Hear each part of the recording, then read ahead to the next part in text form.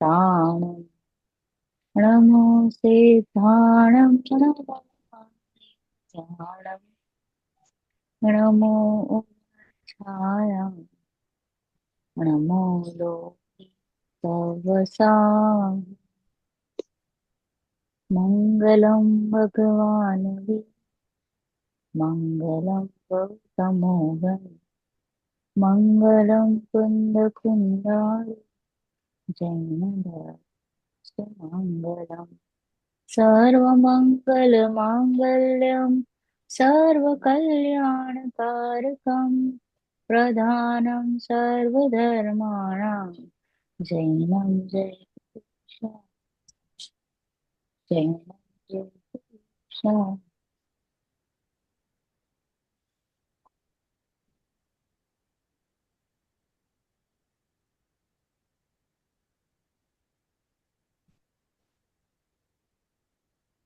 जय जिनेन्द्र। एक बहुत ही इम्पोर्टेंट टॉपिक चल रहा है, मार्मिक भी है, निमित्त उपादान। तो हमने ऑलरेडी तत्वज्ञान भाग पाठमाला 2 में तो पढ़ लिया है निमित्त उपादान के बारे में। इसी चर्चा को हम आगे बढ़ाते हुए चलेंगे। ये जो पुस्तक है इसमें बस हम स्पष्टीकरण करते जाएंगे कि भाई निमित्त से कार्य नहीं हो रहा है। निमित्त के ऊपर जो कर्तृत्व का जो बोझा हम डाल के बैठे हैं वो उससे काम नहीं होगा, काम होगा खुद से ही। जब आपकी योग्यता जागेगी, जब आप पुरुषार्थ करोगे, यानी आप में उपादान होगा तो कार्य होगा, वरना कार्य नहीं होगा। फिर चाहे आप कितने भी निमित्त बाहर रख दो। जैसे कि बेस्ट एग्जाम्पल ये निमित्त उपादान में इस पुस्तक में ही फोटो दी गई है कि महावीर भगवान के जीव को श्रेष्ठ निमित्त तो देखा जाए तो मारीच के टाइम में था। राइट, मारीच के भव में कि खुद दादा तीर्थंकर थे, समोशरण में थे, पर तभी निमित्त कुछ नहीं कर पाए।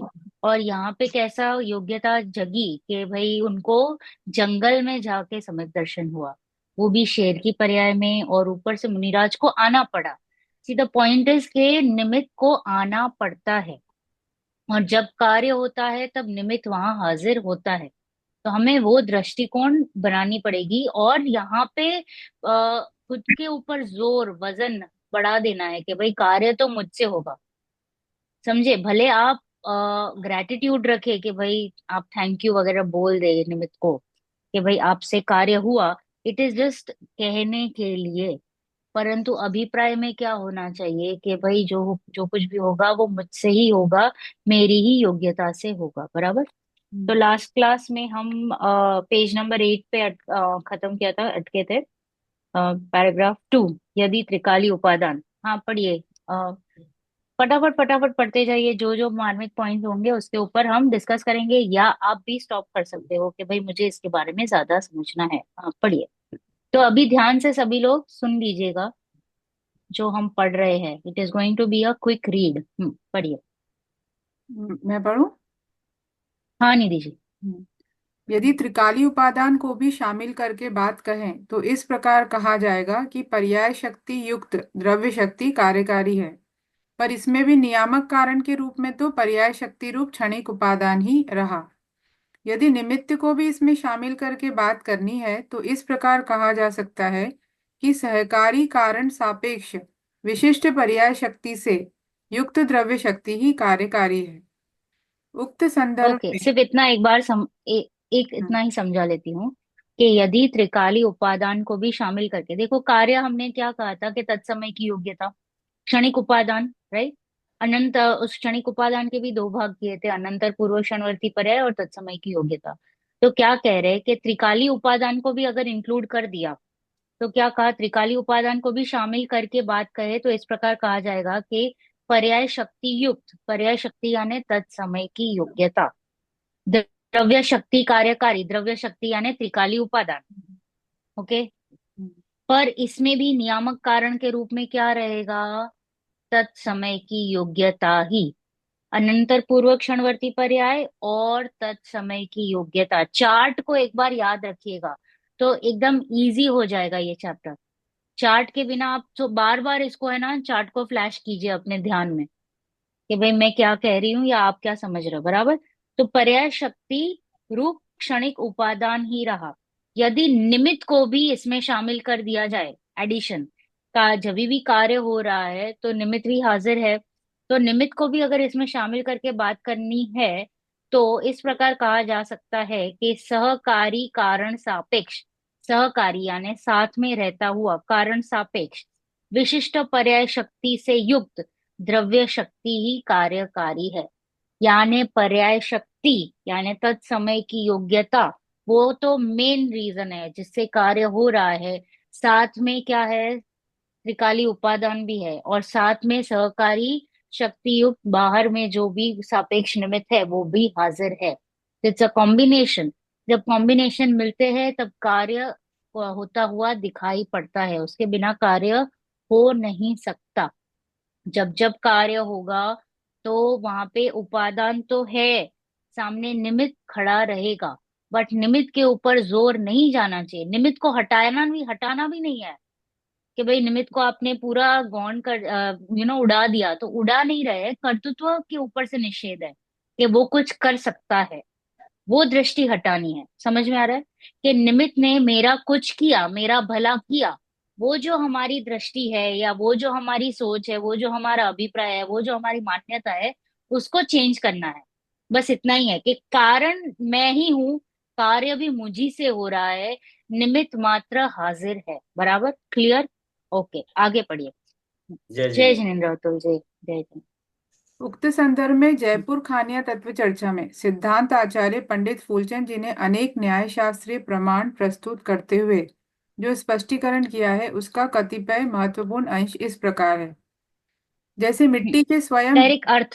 हाँ। हाँ, जैसे मिट्टी के स्वयं भीतर से घट के होने रूप परिणाम के सन्मुख होने पर दंड, चक्र और पौरुषेय प्रयत्न आदि निमित्त मात्र होते हैं, क्योंकि दंड आदि निमित्तों के रहने पर भी बालुका बहुल मिट्टी का पिंड स्वयं भीतर से घट के होने रूप परिणाम पर्याय से निरुत्सुक होने के, घट पर्याय रूप परिणमन के सन्मुख न होने के कारण घट नहीं होता।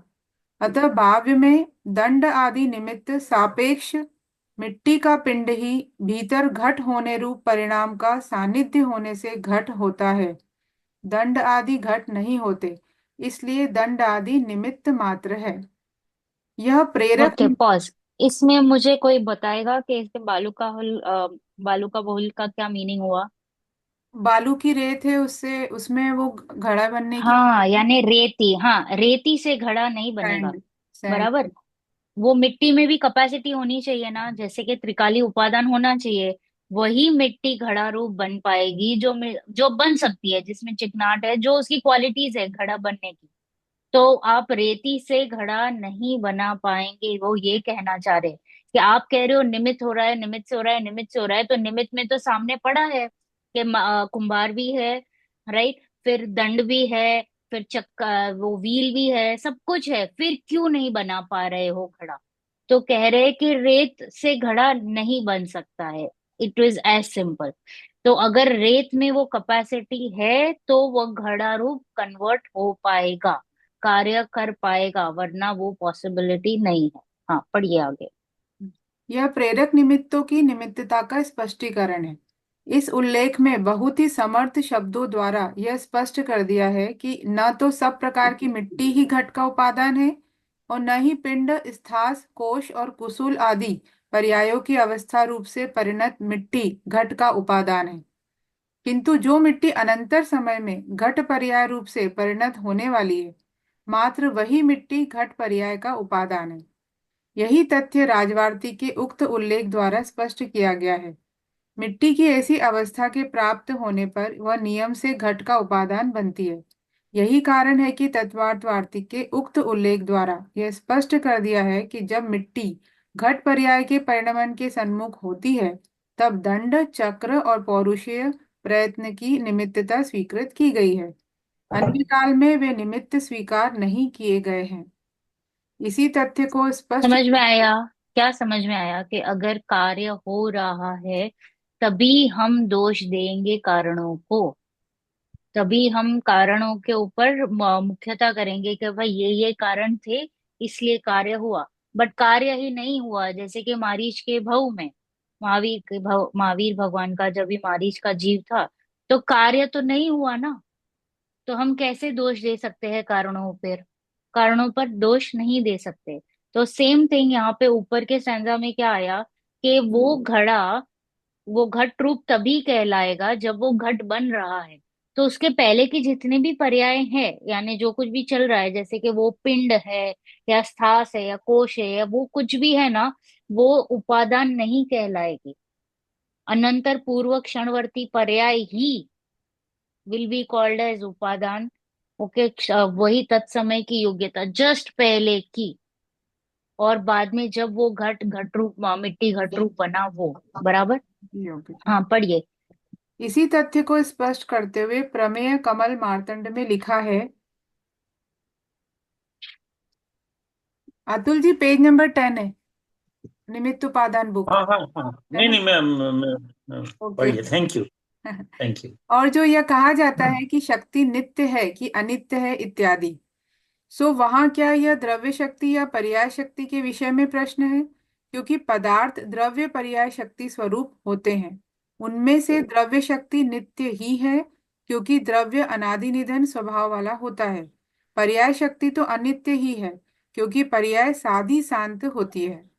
यदि कहा जाए कि शक्ति नित्य है, इसलिए सहकारी कारणों की अपेक्षा किए बिना ही कार्यकारी पने का प्रसंग आ जाएगा, सो ऐसा नहीं है। क्योंकि केवल द्रव्य शक्ति का कार्यकारीपना स्वीकार नहीं किया गया है, किंतु पर्याय शक्ति से युक्त द्रव्य शक्ति कार्य करने में समर्थ होती है। क्योंकि विशिष्ट पर्याय से परिणत द्रव्य का ही कार्यकारीपना प्रतीत होता है, और उसकी परिणति सहकारी कारण सापेक्ष होती है, क्योंकि पर्याय शक्ति तभी होती है। इसलिए न तो सर्वदा कार्य की उत्पत्ति का प्रसंग आता है, और न ही सहकारी कारणों की अपेक्षा की व्यर्थता प्राप्त होती है। इस प्रकार यह। Okay, pause. हम्म। इसमें क्या कहने की कोशिश कर रहे हैं कि जो त्रिकाली उपादान है वो तो हमेशा से रहा है, तो कार्य दिखना चाहिए, यस। तो कह रहे नहीं, वो द्रव्य शक्ति हो गई। वो त्रिकाली हमेशा से है ना, अनादि अनंत। द्रव्य में तो हमेशा से श्रद्धा गुण रही है, बट अभी वो विपरीत पना परिणत हो रही है, राइट? तो वो कब कहेंगे कि कार्य हुआ? जब वो श्रद्धा में सम्यक्त्व होगा। बराबर। जब वो मिट्टी घट रूप परिणत होगी तभी, उसके पहले नहीं। समझ में आ रहा है? तो वो द्रव्य शक्ति, मिट्टी में तो कैपेसिटी है। कौन सी मिट्टी? रेत में, राइट? नो। नहीं, घट मिट्टी वाले। जिससे घड़ा बन नहीं। सकता है। हाँ, जिससे घड़ा बन सकता है, वही उसमें ही कैपेसिटी है घट रूप बनने की। तो वो मिट्टी में तो त्रिकाली उपादान है, परंतु वो तभी बनेगा जब कार्य होता हुआ दिखाई देगा। और जब वो कार्य हो रहा है तब ऑटोमेटिक दंड रहेगा, चक्र रहेगा, कुम्हार रहेगा, सब कुछ होगा। ओके। तो वो कहने की बात कर रहे हैं कि द्रव्य शक्ति प्लस पर्याय शक्ति युक्त, और साथ में सापेक्ष, जो ये है, क्या कहा? चक्रधारी। सहकारी कारण सापेक्ष। सापेक्ष। सहकारी यानी साथ में चलता हुआ, कारण सापेक्ष यानी जो जो निमित्त है वो रहेंगे रहेंगे रहेंगे ही। इसलिए न तो सर्वदा कार्य की उत्पत्ति का प्रसंग आता है, और ना ही सहकारी कारणों की अपेक्षा की व्यर्थता प्राप्त होती है। वो निग्लेक्ट भी नहीं किया कि वो नहीं है, ऐसा नहीं कहा है। और प्लस क्या कहा कि ऑलवेज भी कार्य नहीं होता हुआ दिखाई देगा। दैट इज वाई हमारा पूरा जोर कहाँ पे आ गया वापस? तत्समय की योग्यता। तत्समय का जब त्रिकाली जब हम चलता है, वो चार्ट में लिखा हुआ था ना, कौन सा था? तत्समय की योग्यता, और उसके जस्ट पहले अनंतर पूर्व क्षणवर्ती पर्याय। ओके, हाँ, पढ़िए आगे। एक मिनट, इसमें तत्व समय की योग्यता में उपादान ही मुख्य है या और भी कुछ है? उपादान, ओनली तो उपादान। जैसे तो जैसे मिट्टी है उसमें मतलब हमेशा से वो मतलब उपादान तो है ही है उसमें, लेकिन उसका भी हमेशा उपादान, से, हाँ। लेकिन फिर भी अगर मतलब कार्य नहीं हो रहा है, इसका मतलब निमित्त हम्म। नहीं उपस्थित हो पा रहे हैं। तो एक एक जैसे पहले बोला था कि अगर उपादान अगर अच्छे से है तो निमित्त अपने आप आ ही जाते हैं। तो हम्म। इसमें मिट्टी के उपादान में कहाँ कमी रहेगी जो निमित्त नहीं आ पा रहा है, या जब आ रहे हैं तभी? इसमें ये रहा कि मिट्टी का जब टाइम आएगा घड़ा रूप बनने का, वो पॉइंट के ऊपर हमको जोर देना है कि जब मिट्टी का टाइम आ गया घड़ा रूप बनने का, तभी ही सब ऐसी व्यवस्थित योजना बन जाएगी कि निमित्त भी हाजिर होगा, चक्र दंड कुम्हार रहेगा, प्लस सब कुछ रेडी रहेगा, और तभी वो मिट्टी कन्वर्ट होएगी घड़ा रूप। परंतु उपादान था मिट्टी में कि उसका टाइम आ चुका था कि अभी वो घड़ा रूप बनने वाला है। समझे? ठीक, बात इसमें चल आपने। रही है कि टाइम आ चुका है, अभी आपकी योग्यता पक गई है, आप ऐसे ही परिणत करने वाले हो। और जब आप ऐसे, आपके आपके अंदर शक्ति है, आप उस तरीके से ही परिणमन करने वाले हो, और तब आजू बाजू सारे संयोग इकट्ठे हो जाते हैं, जो कुछ भी है। हाँ बताइए तुलजी, आप कुछ कह रहे इसमें इसमें आपने 5 समवाय जो एक बार बताया था कि 5 थे। चीजें होने से कार्य संपन्न होता है, इसमें हम्म। उपादान हो गया, निमित्त हो गया, काल हो गया। जैसे आपने बताया कि काल नहीं आया था मिट्टी का, इसलिए नहीं हो पाया। हम्म। और क्या है इसमें, मतलब पदार्थ द्रव्य भी स्वभाव। हो। देखो, पहले है स्वभाव, स्वभाव, अच्छा। पुरुषार्थ, पुरुषार्थ, भवितव्य। भवितव्य। भवितव्य यानी होनहार, फिर काल लब्धि, और फिर निमित्त। तो स्वभाव क्या हो गया? त्रिकाली, त्रिकाली उपादान। हम्म, ओके। हम्म, फिर पुरुषार्थ क्या हो गया? अनंतर पूर्व क्षणवर्ती पर्याय। एक फिर मिनट में। भवितव्य और काल लब्धि को हम कहाँ डालेंगे?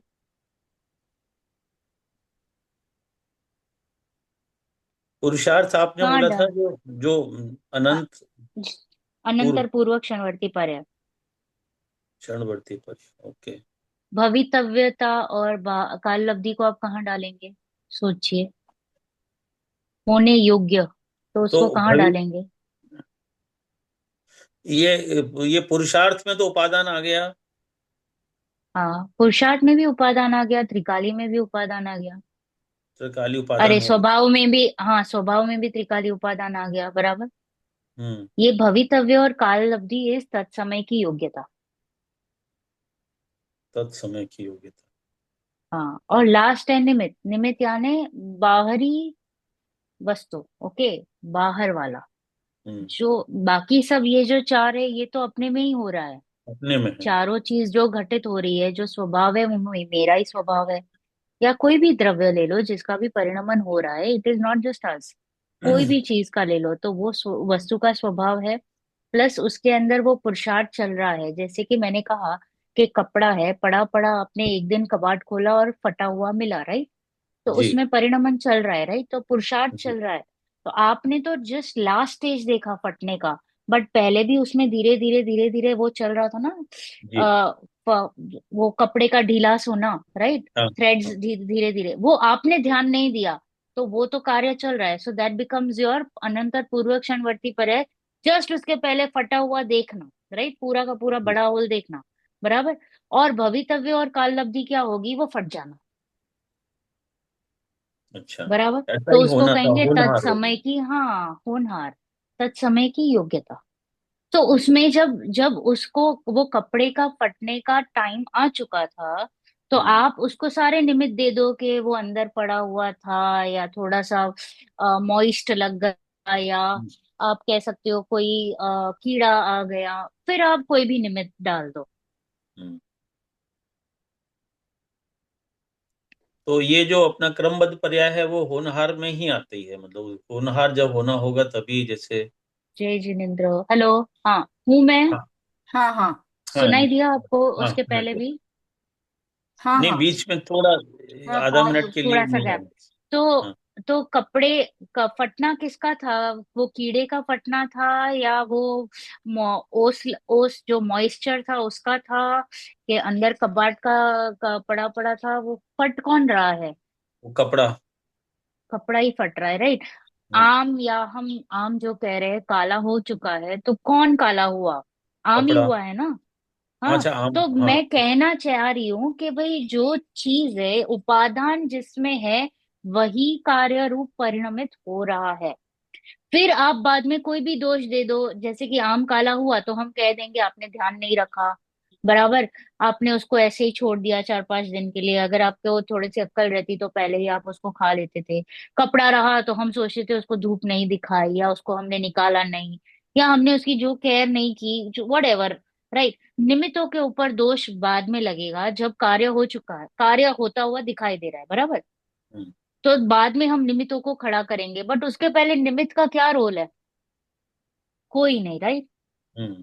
जब कार्य होगा तब निमित्त होगा, बिकॉज आप किसी को तो दोष दोगे ना। अभी ग्लास फूटा मेरे हाथ से, तो मैं कहूंगी कि मेरा ध्यान नहीं था, मेरा हाथ छूट गया, वट एवर। बट हम्म। अगर ग्लास ही नहीं छूटे तो आप कैसे कहोगे कि आप दोष दोगे ग्लास को टूटने पर? जी। राइट। और तभी आप ये कह सकते हो कि भाई तत्समय की योग्यता ग्लास का तभी उस उन पुद्गलों का बिखरना था। हम्म। जब हम निमित्त उपादान सुनते हैं, पढ़ते हैं, तो एक तो निमित्तों के ऊपर से दोष हटाना छोड़ देते हैं, यानी उसके वजह से मुझे गुस्सा आया या उसने ऐसा कर दिया, मेरा वो सारी चीजें हट जाती है। डायरेक्ट हम्म। फोकस खुद पे आता है कि मेरा ही ऐसा उपादान था, मैं ही क्रोध रूप परिणमित होने वाला था, मुझे ही ऐसा दुख होने वाला था। आप समझ रहे हो कैसे दृष्टिकोण बदल रही है? अभी हम्म। हम क्यों ये पढ़ रहे हैं, इससे मुझे क्या लाभ होगा? तो ये लाभ होगा कि मैं जो बार बार निमित्तों के ऊपर दोष दे रहा हूं ना, इससे मैं हट जाऊंगा, हम्म। कितने पाप करने से हट जाऊंगा। प्लस जो दीनहीन दशा चल रही है मेरी, कि भाई कोई निमित्त आएगा, कोई देव शास्त्र गुरु आएगा, मेरा भला करके जाएगा। हम्म।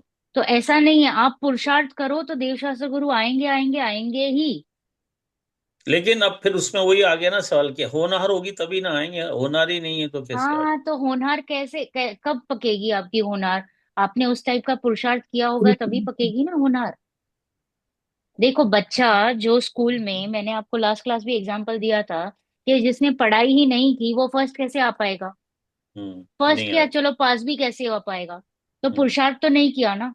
आप हम्म। कैसे कह सकते हो कि उसकी होनहार पक जाएगी? हम ऐसे तो बैठे बैठे नहीं बोल सकते ना कि योग्य होगा तब होगा, उसकी हम्म। होनहार में लिखा होगा तो होगा, राइट। तो हम्म। इसमें क्या हो रहा है कि हम कंप्लीटली छोड़ दे रहे हैं जो हमें करना है। हम्म। हमने क्रमबद्ध को भी अच्छे से नहीं समझा। हम्म। तो यहाँ पे हमको पॉजिटिव पुरुषार्थ करना है। तो ये पॉजिटिव पुरुषार्थ करेंगे तो डेफिनेटली कार्य होगा। अब यहाँ पे करना करना भी कुछ नहीं करना है, यहाँ पे मात्र समझना है। कर्तृत्व को भी जीरो कर देना है, क्योंकि हमने कर्तृत्व ही पाल रखा है अनादि से। हम्म। क्योंकि एक द्रव्य दूसरे द्रव्य का कर सकता है क्या? नहीं कर सकता। नहीं कर सकता है, बराबर। तो निमित्त भी मेरा कर पाएगा क्या? नहीं कर पाएगा। नहीं कर पाएगा। तो जो कुछ भी करना है वो मुझे ही खुद में करना है। तो उसमें जी। पहले तो मेरी ये जो करने की जो बुद्धि है उसको समाप्त करनी है। जी। तो ये हो गया मेरा पुरुषार्थ। कितना डिफिकल्ट है पता है, कि मुझे ऐसा मैं करते हुए भी सोचूं कि मैं नहीं कर रहा हूं, हो रहा है ऑटोमेटिक। इसको देखना इज अ ब्यूटी। यस। वो यही ऑटोमेटिक तो हम देख नहीं पा रहे हैं। यही तो सबके समझ में नहीं आता, दूर भाग जाते हैं इसलिए। हाँ, तो ये जो ऑटोमेटिक मिराकल चल रहा है, वो हम क्या कर रहे हैं, हम सबको मिला के ऐसा वो खिचड़ी बना के चल रहे हैं। तो हमको ऐसा लगता है कि सब मिलजुल के चल रहा है, कि मैंने किया, मैंने किया, मैं नहीं होता तो क्या होता।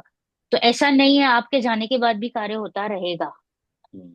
वो तो हमको क्लियरली दिख रहा है, हमारे जो ग्रैंड पेरेंट्स है वो तो चले गए हैं, राइट।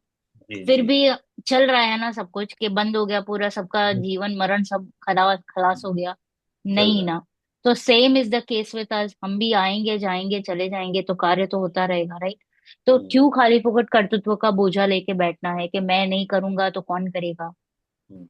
आपको सिर्फ ऐसी गलत फहमी है, मिथ्यात्व मान्यता है कि भाई मैं नहीं करूंगा तो कौन, आप नहीं तो कोई और सही। हम्म। ऑफिसेज में भी कितने फास्ट और ये हो जाते हैं, राइट, प्लेसेस भर जाते हैं। आप निकल गए तो कोई और आ गया। हम्म। वहां तो क्लियरली दिख रहा है, तो यहाँ पे हम क्यों नहीं देख पा रहे हैं कि भाई मेरे बिना भी कार्य होता हुआ हो रहा है? मुझे क्या हो रहा है, को इंसिडेंस की वजह से गड़बड़ी हो जाती है। मिथ्यात्व क्यों हम हमारा गार्ड होते जा रहा है? बिकॉज ऑफ को इंसिडेंस। मुझे ऐसा लग रहा है कि रोटी बेलते बेलते कि मैंने रोटी बनाई या मैंने पैसा कमाया, इट इज अ को इंसिडेंस। देखो, रोटी को सीखना था तो वो सीख गई, बट हम्म। वो तभी निमित्त, और वो जो कार्य हो रहा है, इतना मैंने एक मेक को वो खिचड़ी बना दी है, वो चटनी टाइप्स बना दी है कि मैं उसको अलग ही नहीं कर पा रही हूँ। हम्म। तो वो देखने का नजरिया हमें चेंज करना है हम्म। ये जीवन में। ये हमें जो थोड़ा सा आयुष्य मिला है, इसमें हमारी ये जो गलत मान्यता है उसके ऊपर प्रहार करना है सभी को। ये जी। हमारी रिस्पॉन्सिबिलिटी है। बराबर। तो इसमें एक तो चीज जो समझ उसमें में आ रही है कि होनहार हम्म जो है अपना पुरुषार्थ के ऊपर डिपेंड करेगा। पुरुषार्थ अगर हम्म, तीव्र होगा तो होनहार भी तीव्र हो, मतलब जल्दी होगा एक तरीके से। हो पुरुषार्थ होगा ही नहीं होगा। है ना। हाँ, तो वो लोग कहते हैं ना सम्यक दर्शन नहीं हो रहा है, तो गुरुदेव हम्म। कहते हैं कि भाई तेरी उस टाइप का पुरुषार्थ ही नहीं, अभी भी तुझे नहीं बाहर होगा। में यस। है, तेरे को राग है। तो हम्म। उसमें गलती तेरी ही है। यू कैन नॉट ब्लेम कि मैं 25-25 साल से स्वाध्याय कर रहा हूँ या रोज 4-5 घंटे स्वाध्याय कर रहा हूँ। नहीं, कचास खुद में है। तो खुद की कचास ढूंढनी है। जब हम गलती स्वीकार करते हैं ना, तो उसका सोल्यूशन निकलता है। अब ट्राई कीजिएगा। जब जब हमने गलती को स्वीकारी है, तो we will start working towards it, कि यस। उसको मुझे रेक्टिफाई करना है। बट अगर जी। गलती आपको स्वीकार ही नहीं करनी है, तो फिर आप उसको कैसे आप ठीक करोगे? बिकॉज आपको लग रहा है कि आप सही हो। हम्म। तो अगर आप सही हो, अगर मैंने आज भी बैठ के कह दिया मुझे सब आता है, तो अभी आपको कौन पढ़ा पाएगा? राइट? बच्चे नहीं कहते हैं कि मुझे सब आता है। अब उसके मन में एक भी शब्द डाल के बताओ, इम्पॉसिबल। क्योंकि उसको ऐसे ही वो मान बैठा है कि मुझे सब आता है। तो फिर इट इज डन। सो गलती को मानना के वो ही बहुत बड़ा पॉइंट है, विच इम्पोर्टेंट थिंग टू नोट। कि भाई हाँ, यहाँ पे मेरी कचास है, डेफिनेटली मुझे ये कार्य नहीं हो रहा है क्योंकि मैंने ऐसी तरीके से मेहनत नहीं की है। और यहाँ पे मेहनत करना करना करना ही नहीं, जानते रहो। जानना जानना जान, यही मेरा दायरा है, इतनी ही मेरी बाउंड्री है। इसके आगे मैं नहीं जा सकता। जब मैं इसकी बाउंड्री के सीमित आ जाऊंगा, तब आपको सारी चीजें क्लियरली दिखाई देगी। अभी मैं उसके बाहर से ही बात कर रहा हूँ। मुझे ऐसा ही लग रहा है कि सब कुछ मेरे अंडर है, मेरे कंट्रोल में है, मेरे बिना नहीं होगा। ये सारी जो मिथ्यात्व है, उसी को हम तोड़ेंगे, सोचेंगे। राइट? ठीक। हाँ, पढ़िए आगे। इस आप प्रकार। ऐसे टोकते रहिए अतुल जी, आपको कोई जी। भी डाउट्स हो किसी को भी, हाँ। Definitely we will discuss on this, नहीं, डोंट उसमें वरी। अब ये जो जैसे पांच चीज आपने बताई, तो अल्टीमेटली इतना डिस्कशन से अब मैं ये आया कि अगर पुरुषार्थ सही होगा और तीव्र होगा, तभी आगे आपका भवितव्य भी होगा, काल लब्धि भी तभी पकेगी और निमित्त भी तभी आ जाएंगे। तो कहने का हाँ। मतलब ये है कि हमारा फोकस अब पुरुषार्थ पे होना चाहिए, जो कि हम्म। सही, अपनी गलती स्वीकारो और फिर उसको सही करो। सम्यक दर्शन क्यों राइट। नहीं हो रहा, तो इसका मतलब हमारे पुरुषार्थ में कमी है। कमी है। कमी है। हम्म। कमी है। राइट। जी। इस प्रकार यह ज्ञात हो जाने पर कि सहकारी कारण सापेक्ष विशिष्ट पर्याय शक्ति से युक्त द्रव्य शक्ति ही कार्यकारिणी मानी गई है। केवल उदासीन या प्रेरक निमित्तों के बल पर मात्र द्रव्य शक्ति से ही द्रव्य में कार्य नहीं होता। यदि द्रव्य शक्ति को बाह्य निमित्तों के बल से कार्यकारी मान लिया जाए, तो चने से भी गेहूं की उत्पत्ति होने लगे, क्योंकि गेहूं स्वयं द्रव्य नहीं है, किंतु वह पुद्गल द्रव्य की एक पर्याय है। अतएव गेहूं पर्याय विशिष्ट पुद्गल द्रव्य बाह्य कारण सापेक्ष गेहूं के अंकुर आदि कार्य रूप से परिणत होता है। यदि विशिष्ट पर्याय रहित द्रव्य सामान्य से निमित्तों के बल पर गेहूं के अंकुर आदि पर्यायों की उत्पत्ति मान ली जाए, तो जो पुद्गल चना रूप है, वे पुद्गल होने से उनसे भी गेहूं रूप पर्याय की उत्पत्ति होने लगेगी। इसलिए जो विविध लौकिक प्रमाण देकर यह सिद्ध करने का प्रयत्न किया जाता है कि जब जैसे प्रबल निमित्त मिलते हैं, तब द्रव्य को निमित्तों के अनुसार परिणमना ही पड़ता है, सो यह कथन आगम अनुकूल न होने से संगत प्रतीत नहीं होता। वास्तव में मुख्य क्लियर? विवाद उपादान का है। नहीं, क्लियर नहीं हुआ अभी। गेहूं से देखो, चना के। हाँ। हाँ, अगर निमित्त है, जैसे कि मैंने कहा, पूरे निमित्त को आप लेके आओ, कुम्हार लाओ, चक्र लाओ, दंड लाओ, सब कुछ लाओ।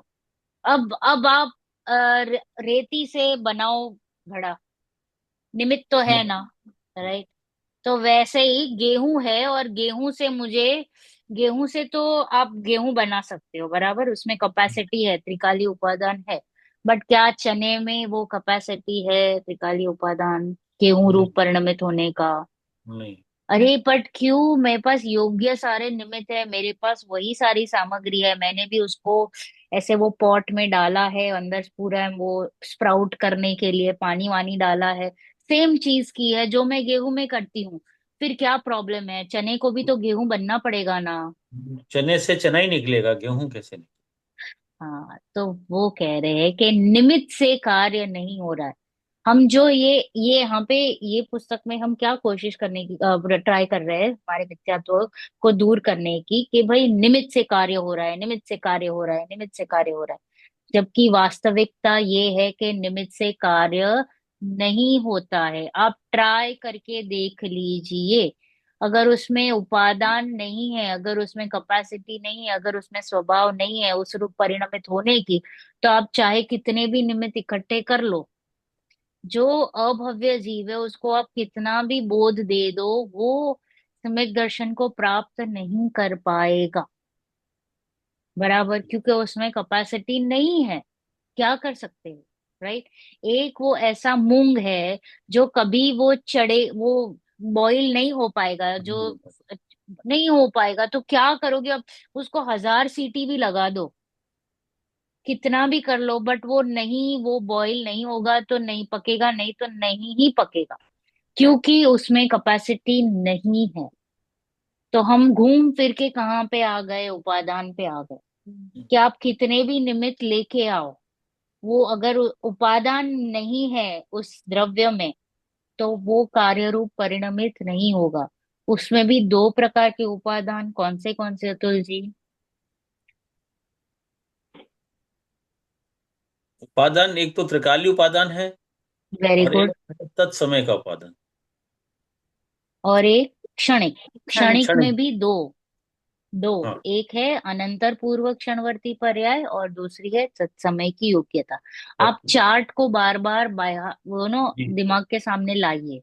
जी जी जी। ओके, बार बार। तो कारण कितने हैं, दो है, एक निमित्त कारण, एक उपादान कारण। जी निमित्त कारण में तो हमने काफी सारे कहा कि बाह्य कारण, अंतरंग कारण, फिर प्रेरक, उदासीन, एक्सेट्रा एक्सेट्रा, बराबर।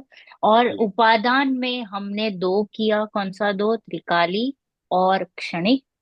क्षणिक में भी दो, अनंतर पूर्व क्षणवर्ती पर्याय और तत्समय की योग्यता।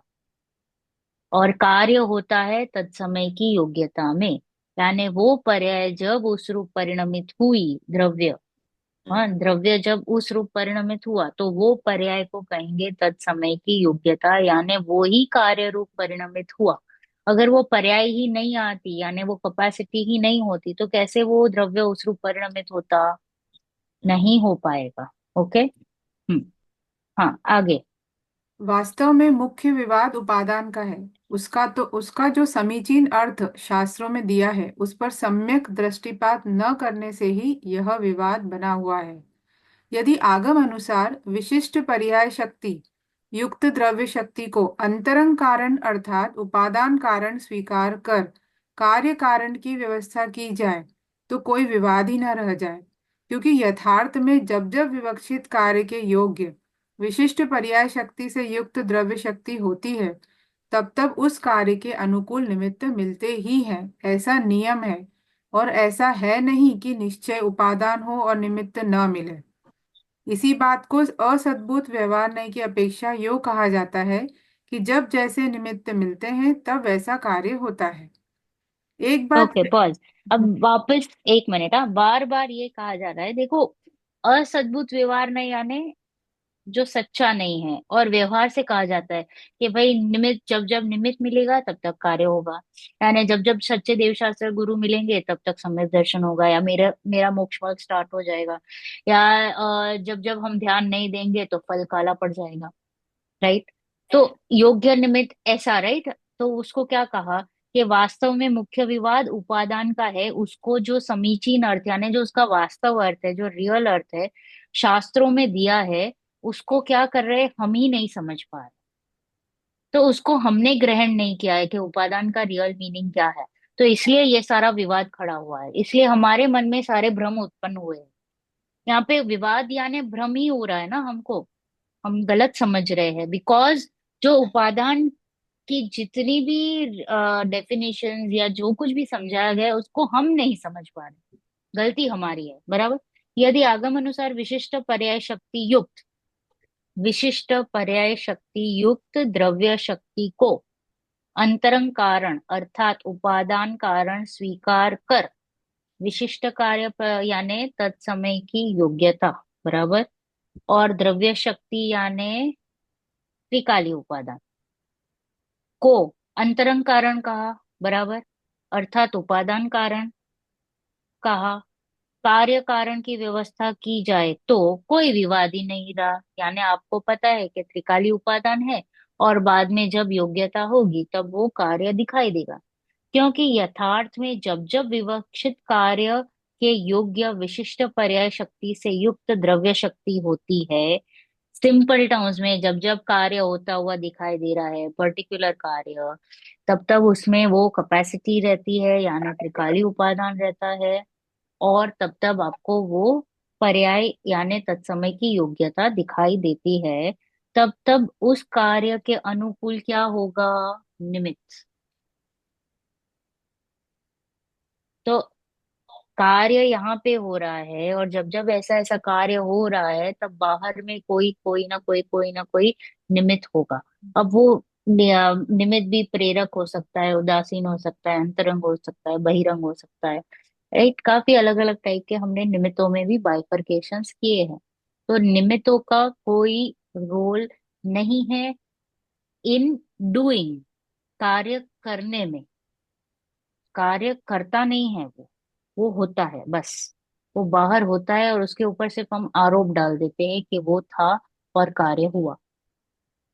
इसी में लिखा है ना, इसी बात को असद्बुद्ध व्यवहार की अपेक्षा से यूं कहा जाता है कि जैसे निमित्त मिलते हैं तब वैसा कार्य होता है। उसकी बुरी संगति थी इसलिए वो बिगड़ गया, जबकि होनहार उसकी थी बिगड़ने की। वो उसको बिगड़ने का उसका टाइम आ चुका था, तो दो उसको संगत भी ऐसी मिली। तो गलती तो खुद की थी कि भाई उसने सावचेती नहीं रखी, उसने सावधानी नहीं रखी, उसको ध्यान नहीं था कि मुझे कैसे बिहेव करना था, फिर तो भाई उसने अट्रैक्ट कर लिया बुरे बुरे लोगों को। तो it is not the fault of बुरे संगत। कुछ कुछ लोग तो बुरे संगतों के बीच में भी अच्छे ही रहते हैं ना। हम्म। तो क्यों, संगत तो थी ना। तो कह रहे संगत is not the problem, problem is with in you. फिर ऐसा भी होता है कि सत्संगियों के बीच में भी कोई बुरा निकल आता है, राइट। तो क्यों, संगत तो अच्छी थी, तो फिर आप कैसे बुरे निकले? तो problem is with in you. वो हमें समझना है कि भाई तकलीफ मुझ में है। संयोग या निमित्तों के ऊपर दोष ना दे, बट बाहर में कहने में आता है कि भाई अच्छी संगत रखो तो अच्छा होगा। इसमें प्रश्न उत्तर में लिखा हुआ है, आगे हम पढ़ेंगे। चलो हाँ, पढ़िए हाँ, आगे फटाफट फटाफट। बहुत पुरुषार्थ चाहिए इस बात को मानने के लिए। हाँ, it is more like churning, बार बार सोचना पड़ता है, क्योंकि वी आर ट्यून टू एक ही थॉट प्रोसेस के निमित्त के बिना कार्य नहीं होगा, निमित्त के बिना कार्य नहीं। रेगुलर लाइफ में भी और सभी दर्शनों में सिर्फ एक जैन दर्शन ही कहता है कि भाई निमित्त से कार्य नहीं हो रहा है, निमित्त मात्र हाजिर है।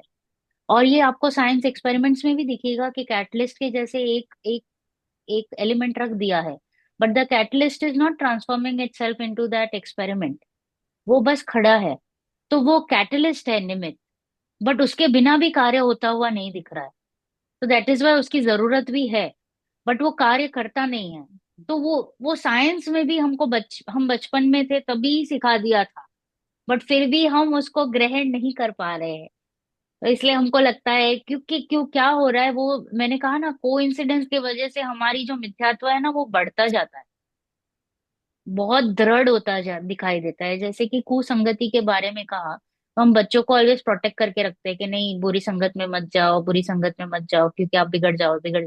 भाई उसकी कैपेसिटी योग्यता होगी तो वो बिगड़े बिना रहेगा नहीं, फिर वो चाहे संगत मिले या न मिले, वो कुछ कोई ना कोई रीजन ढूंढ लेगा बिगड़ने के लिए।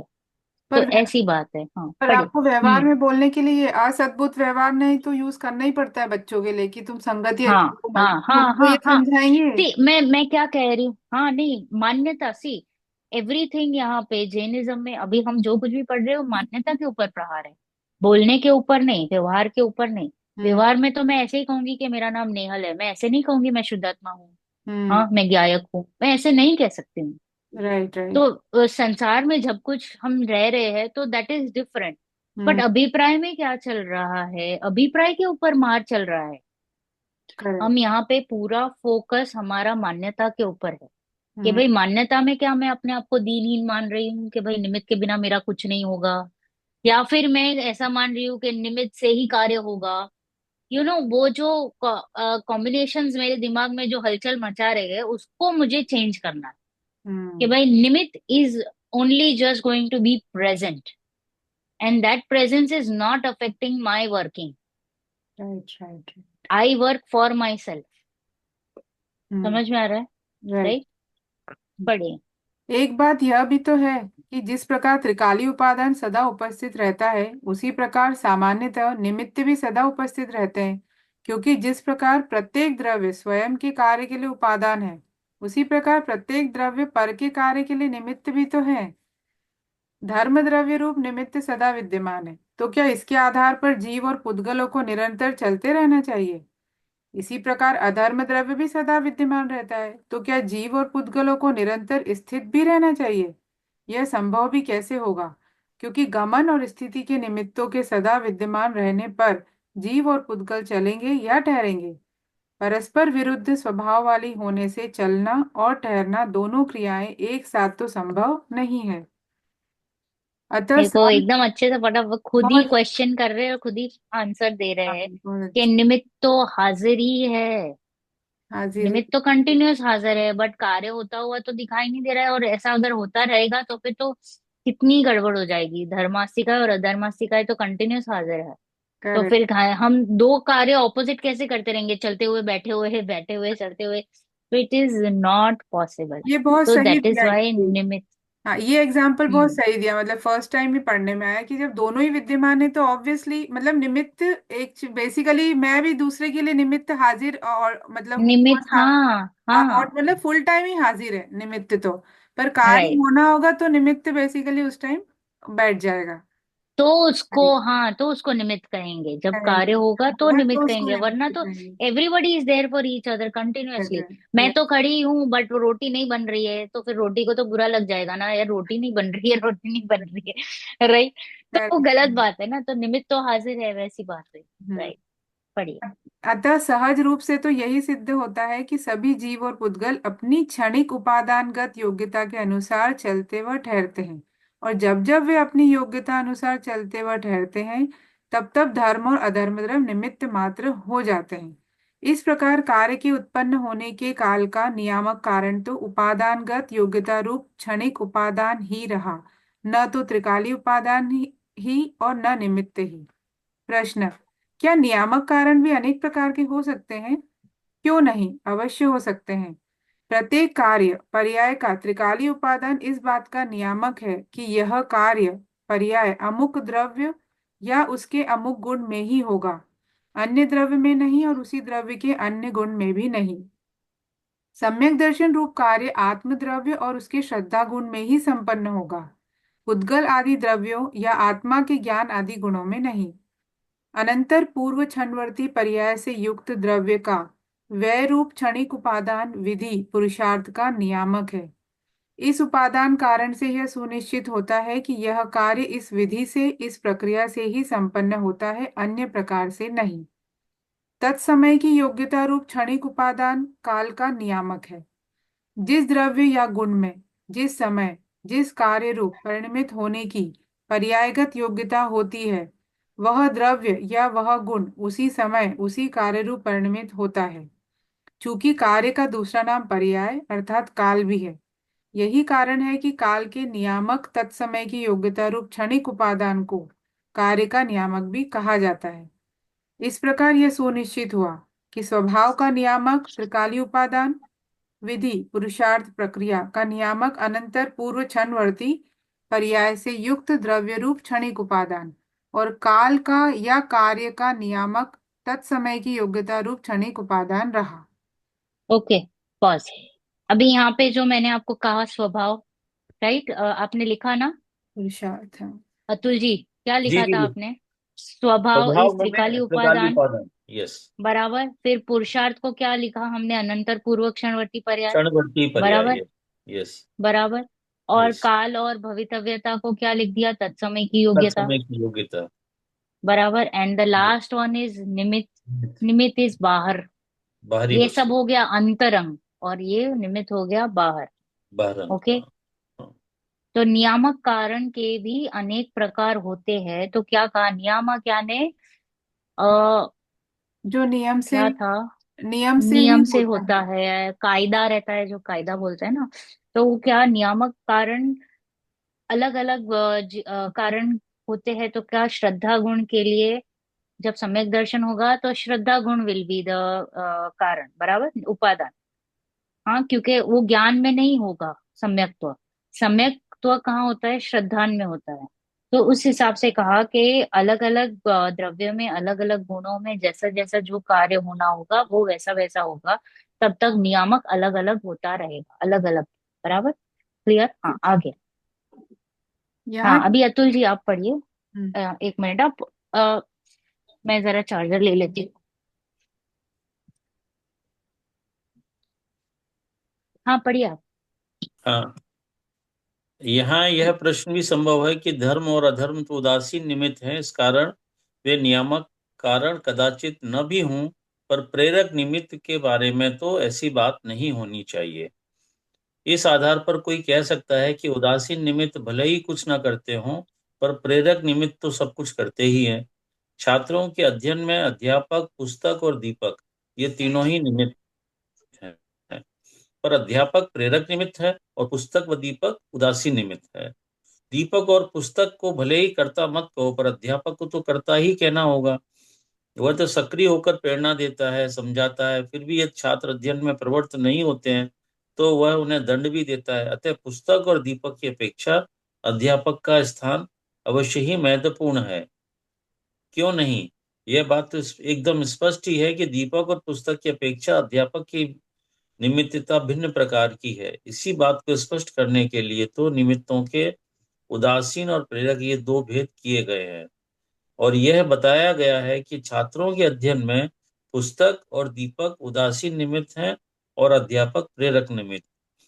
अरे भाई, उक्त विश्लेषण से तो उदासीन और प्रेरक निमित्तों में परस्पर क्या अंतर है? मात्र यही स्पष्ट होता है, कार्योपत्ति में निमित्त का कर्तृत्व सिद्ध नहीं होता। बराबर है उक्त। कि अभी हाँ। इसमें क्या कहा कि निमित्त को वापस हम बार बार निमित्त खड़ा हो जाता है कि भाई मैं इम्पोर्टेंट हूँ, मैं इम्पोर्टेंट हूँ, मैं इम्पोर्टेंट हूँ, राइट। तो उसने क्या कहा, उदासीन और प्रेरक। तो बोले प्रेरक को तो एटलीस्ट आप जरा यू नो क्या बोल रहे, मान दे दो उसको। एटलीस्ट बोलो कि हाँ यस आप हो, थोड़ा सा आदर दे दो। तो कह इसी रहे की नहीं, दृष्टि कर रहे निमित्त, थे। हाँ निमित्त है वो बस मात्र।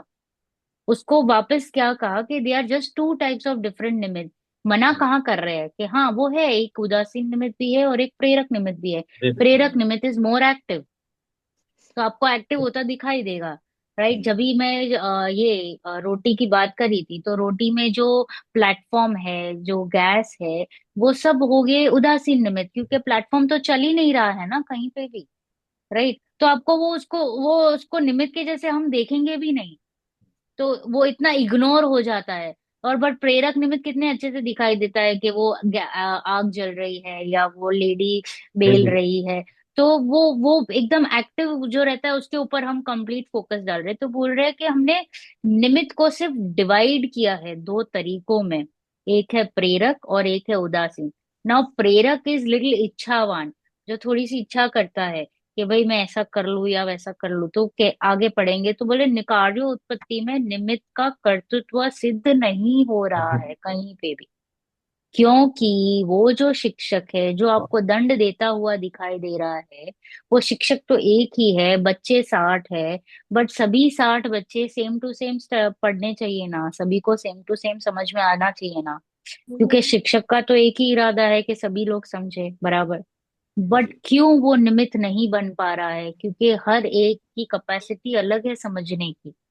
तो कोई बच्चा अच्छा बहुत समझ लेता है, कोई कम समझता है, कोई जरा भी नहीं समझता है।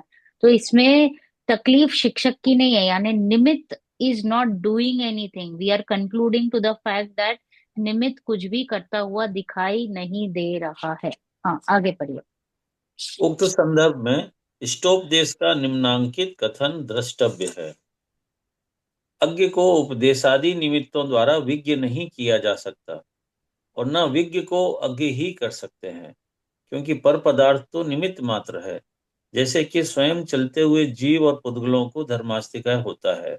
इसी को स्पष्ट करते हुए इसकी संस्कृत टीका में लिखा है, यहाँ यह शंका हो सकती है कि यों तो बाह्य निमित्तों का निराकरण ही हो जाएगा। इसका उत्तर यह है कि अन्य जो गुरु आदि तथा शत्रु आदि हैं, वे प्रकृत कार्य के उत्पादन में तथा विध्वंसन में सिर्फ निमित्त मात्र हैं।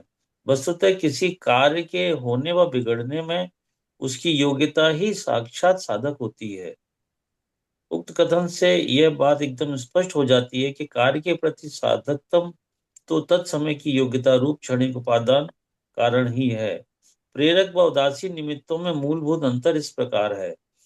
इच्छा शक्ति से रहित एवं निष्क्रिय द्रव्य उदासीन निमित्त होते हैं और इच्छावान एवं क्रियावान द्रव्य प्रेरक निमित्त कहे जाते हैं।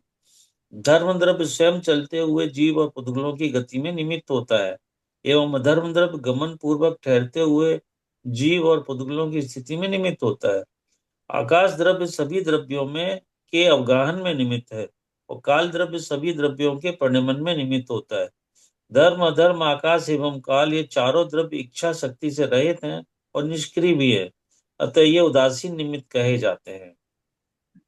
छात्रों को पढ़ाने वाले अध्यापक इच्छावान होने से प्रेरक निमित्त कहे जाते हैं और ध्वजा के फड़कने में हवा सक्रिय होने से प्रेरक निमित्त कही जाती है।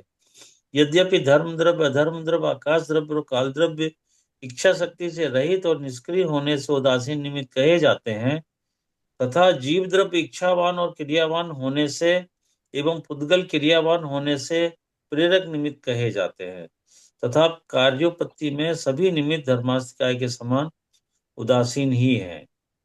हाँ, तो इसमें हमको सिर्फ थोड़ा सा ये किया है, डिफ्रेंसिएशन किया है बिटवीन प्रेरक एंड उदासीन, के प्रेरक निमित्त कैसा होता है और ये उदासीन निमित्त कैसा होता है। फिर जैसे कि मैंने प्रीवियस क्या कहा कि अज्ञ को विज्ञ नहीं किया जा सकता और विज्ञ को अज्ञ, यानी ज्ञानी को अज्ञानी नहीं किया जा सकता और अज्ञानी को ज्ञानी नहीं किया जा सकता। यानी कितनी भी कोशिश कर लो, तो निमित्त कितने भी लेके आओ, तो वो अज्ञानी को ज्ञानी नहीं कर पाएगा और ना ही ज्ञानी को अज्ञानी कर पाएगा।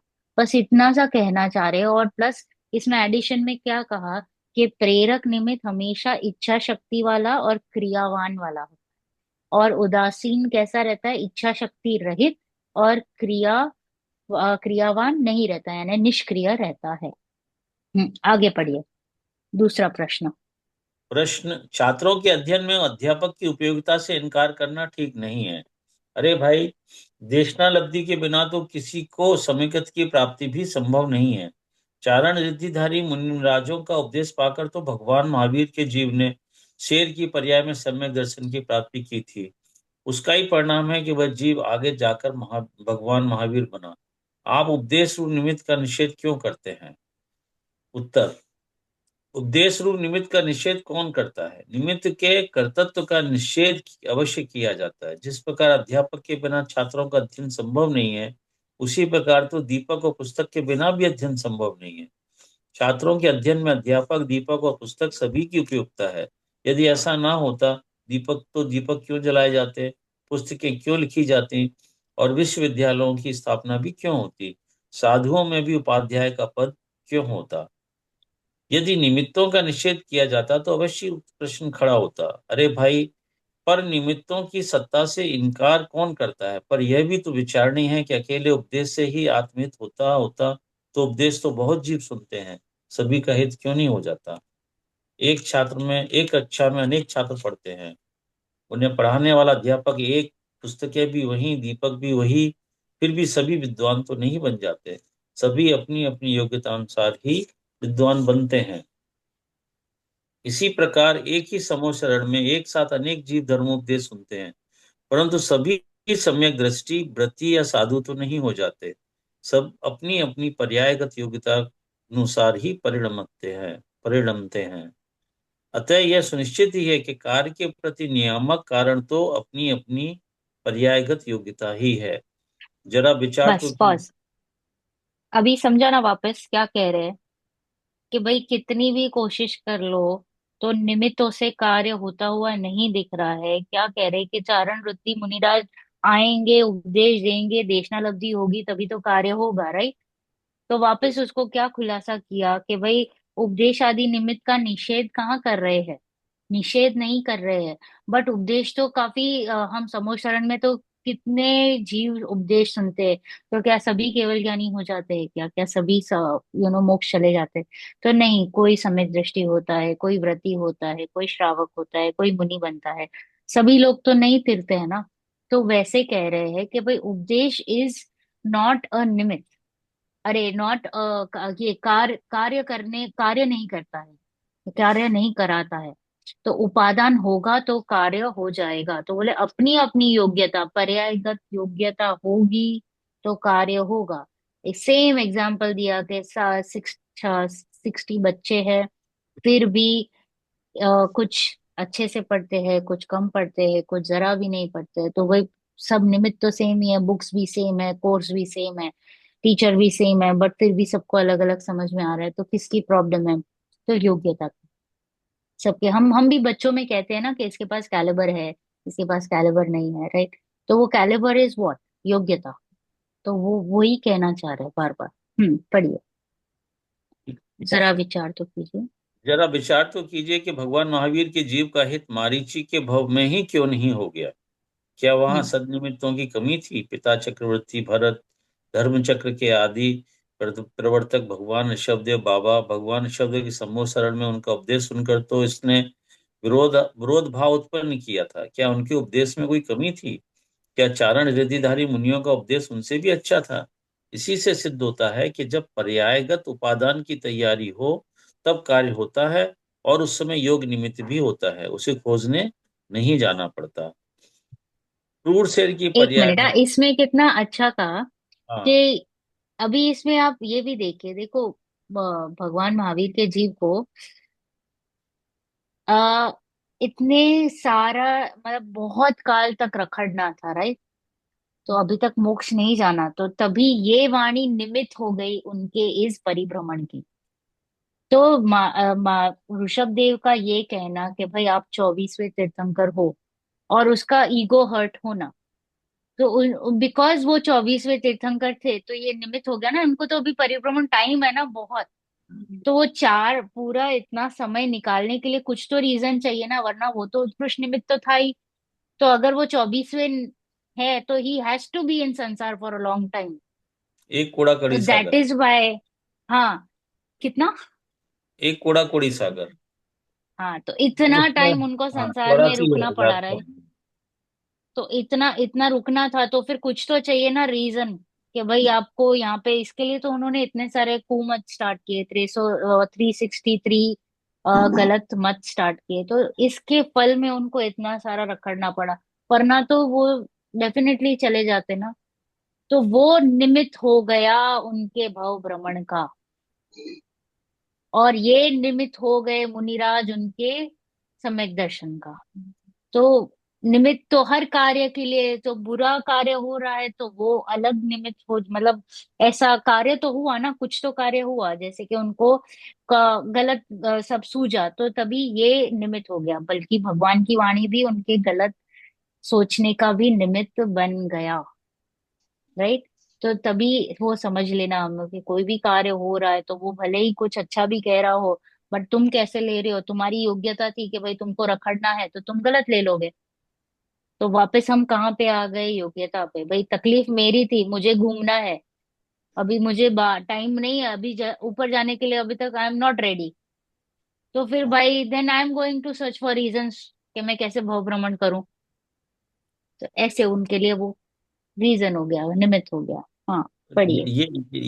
ये तो लास्ट में अपना भाव सुधार लिए, अपना तीर्थंकर बन गए, लेकिन इन्होंने इतने सारे मतांतर चला दिए, उसके चक्कर में बहुत सारे जीव भ्रमण ही कर रहे हैं। वो भी नहीं, निश्चित वो है भी ना। उनकी योग्यता, आप नहीं समझ रहे हो। देखो अतुल जी, हाँ, उन्होंने तो नहीं कुछ नहीं, नहीं हाँ किया। उनको बिगड़ना था देखो तो मेरी, उनका हाँ हाँ, देखो मेरी गलती गलती मेरी है कि मुझे क्या समझा, मेरे पास तो पांच इंद्रिय और मन है, राइट। तो इतना जी तो विवेक है मुझ में कि मुझे चूज करना चाहिए what is right for me, what is wrong, right. हम कपड़े भी लेने जाते तो हम डिसाइड करते हैं ना कि भाई कौन सा कलर चाहिए, कैसा चाहिए, राइट, एवरीथिंग वी डिसाइड। एक सब्जी भी लेने जाते हैं तो हम डिसाइड करते हैं ना कि भाई अच्छी सब्जी ले, चुन चुन के लेते हैं, राइट। एक सिंपल सी लौकी भी लेते हैं तो उसको पहले प्रेस करके देखते हैं कि भाई अच्छी हाँ, है या नहीं, सही। राइट। तो फिर यहाँ पे क्यों क्यों मुड़ता? हम्म, तो गलती किसकी हो गई? ये स्वयं की। खुद की है। क्योंकि वो मेरी योग्यता थी कि मुझे परिभ्रमण करना है, मुझे संसार में रुलना है, तो मैं ऐसा फॉलो करूंगी या मैं ऐसा समझूंगी उल्टा। और अगर मेरा अंत आ चुका है तो फिर मैं ऐसे फॉलो करूँ या मैं सही समझूंगी। तो गलती सिर्फ मेरी है, किसी और पे दोष डाल के कुछ नहीं मिलने वाला है। सो सेम थिंग, निमित्त ने कुछ नहीं किया। आप चाहे अभी अभी इतने सारे अलग अलग दर्शन चल रहे, इतने सारे संत गुरु जो कुछ भी कह रहे हैं, बड़े बड़े आ रहे हैं, तो इतना डाइल्यूट हो चुका है सब कुछ। तो वो we have to be wise what we are choosing yes. Before put thing. कोई भी कार्य करने से पहले अगर आपने नहीं सोचा है तो आपकी मिस्टेक, किसी और की नहीं, वो गुरु की भी नहीं। वो तो चलो उसका जो होना है, जो हो जाएगा। बट न तकलीफ मुझे होने वाली है, तो I have to be wise what I am doing. Even Jain धर्म में भी इतने पंथ चल गए हैं, इतने सारे वो हैं, उसमें भी हमें चूज करना, अपनी अकल खोल के रखना चाहिए कि क्या सही है क्या गलत। 100%, 100%। क्योंकि जी अगर आपको कोई कह दे कि पुण्य से आपको स्वर्ग मिलेगा, अरे पुण्य से मोक्ष मिलेगा, या पुण्य इज इक्वल टू धर्म, तो आप वहां से सतर्क हो जाए। या कोई आपको ऐसा राह दिखा रहा है कि आपके संयोग बढ़ जाए, या आपके कोई प्रॉब्लम सॉल्व करने की कोशिश कर रहा है, संसारिक प्रॉब्लम, तो अगेन आप वहां से सावचेत हो जाइए। क्योंकि ये जिन धर्म इज समथिंग जो आपको वितरागता और सर्वज्ञता की ओर लेके जाना चाहिए, ना कि आपको संसार में वापस रखड़ाना चाहिए। तो जी जी वी हर एक स्टेप पे हमको कॉशियस रहना है।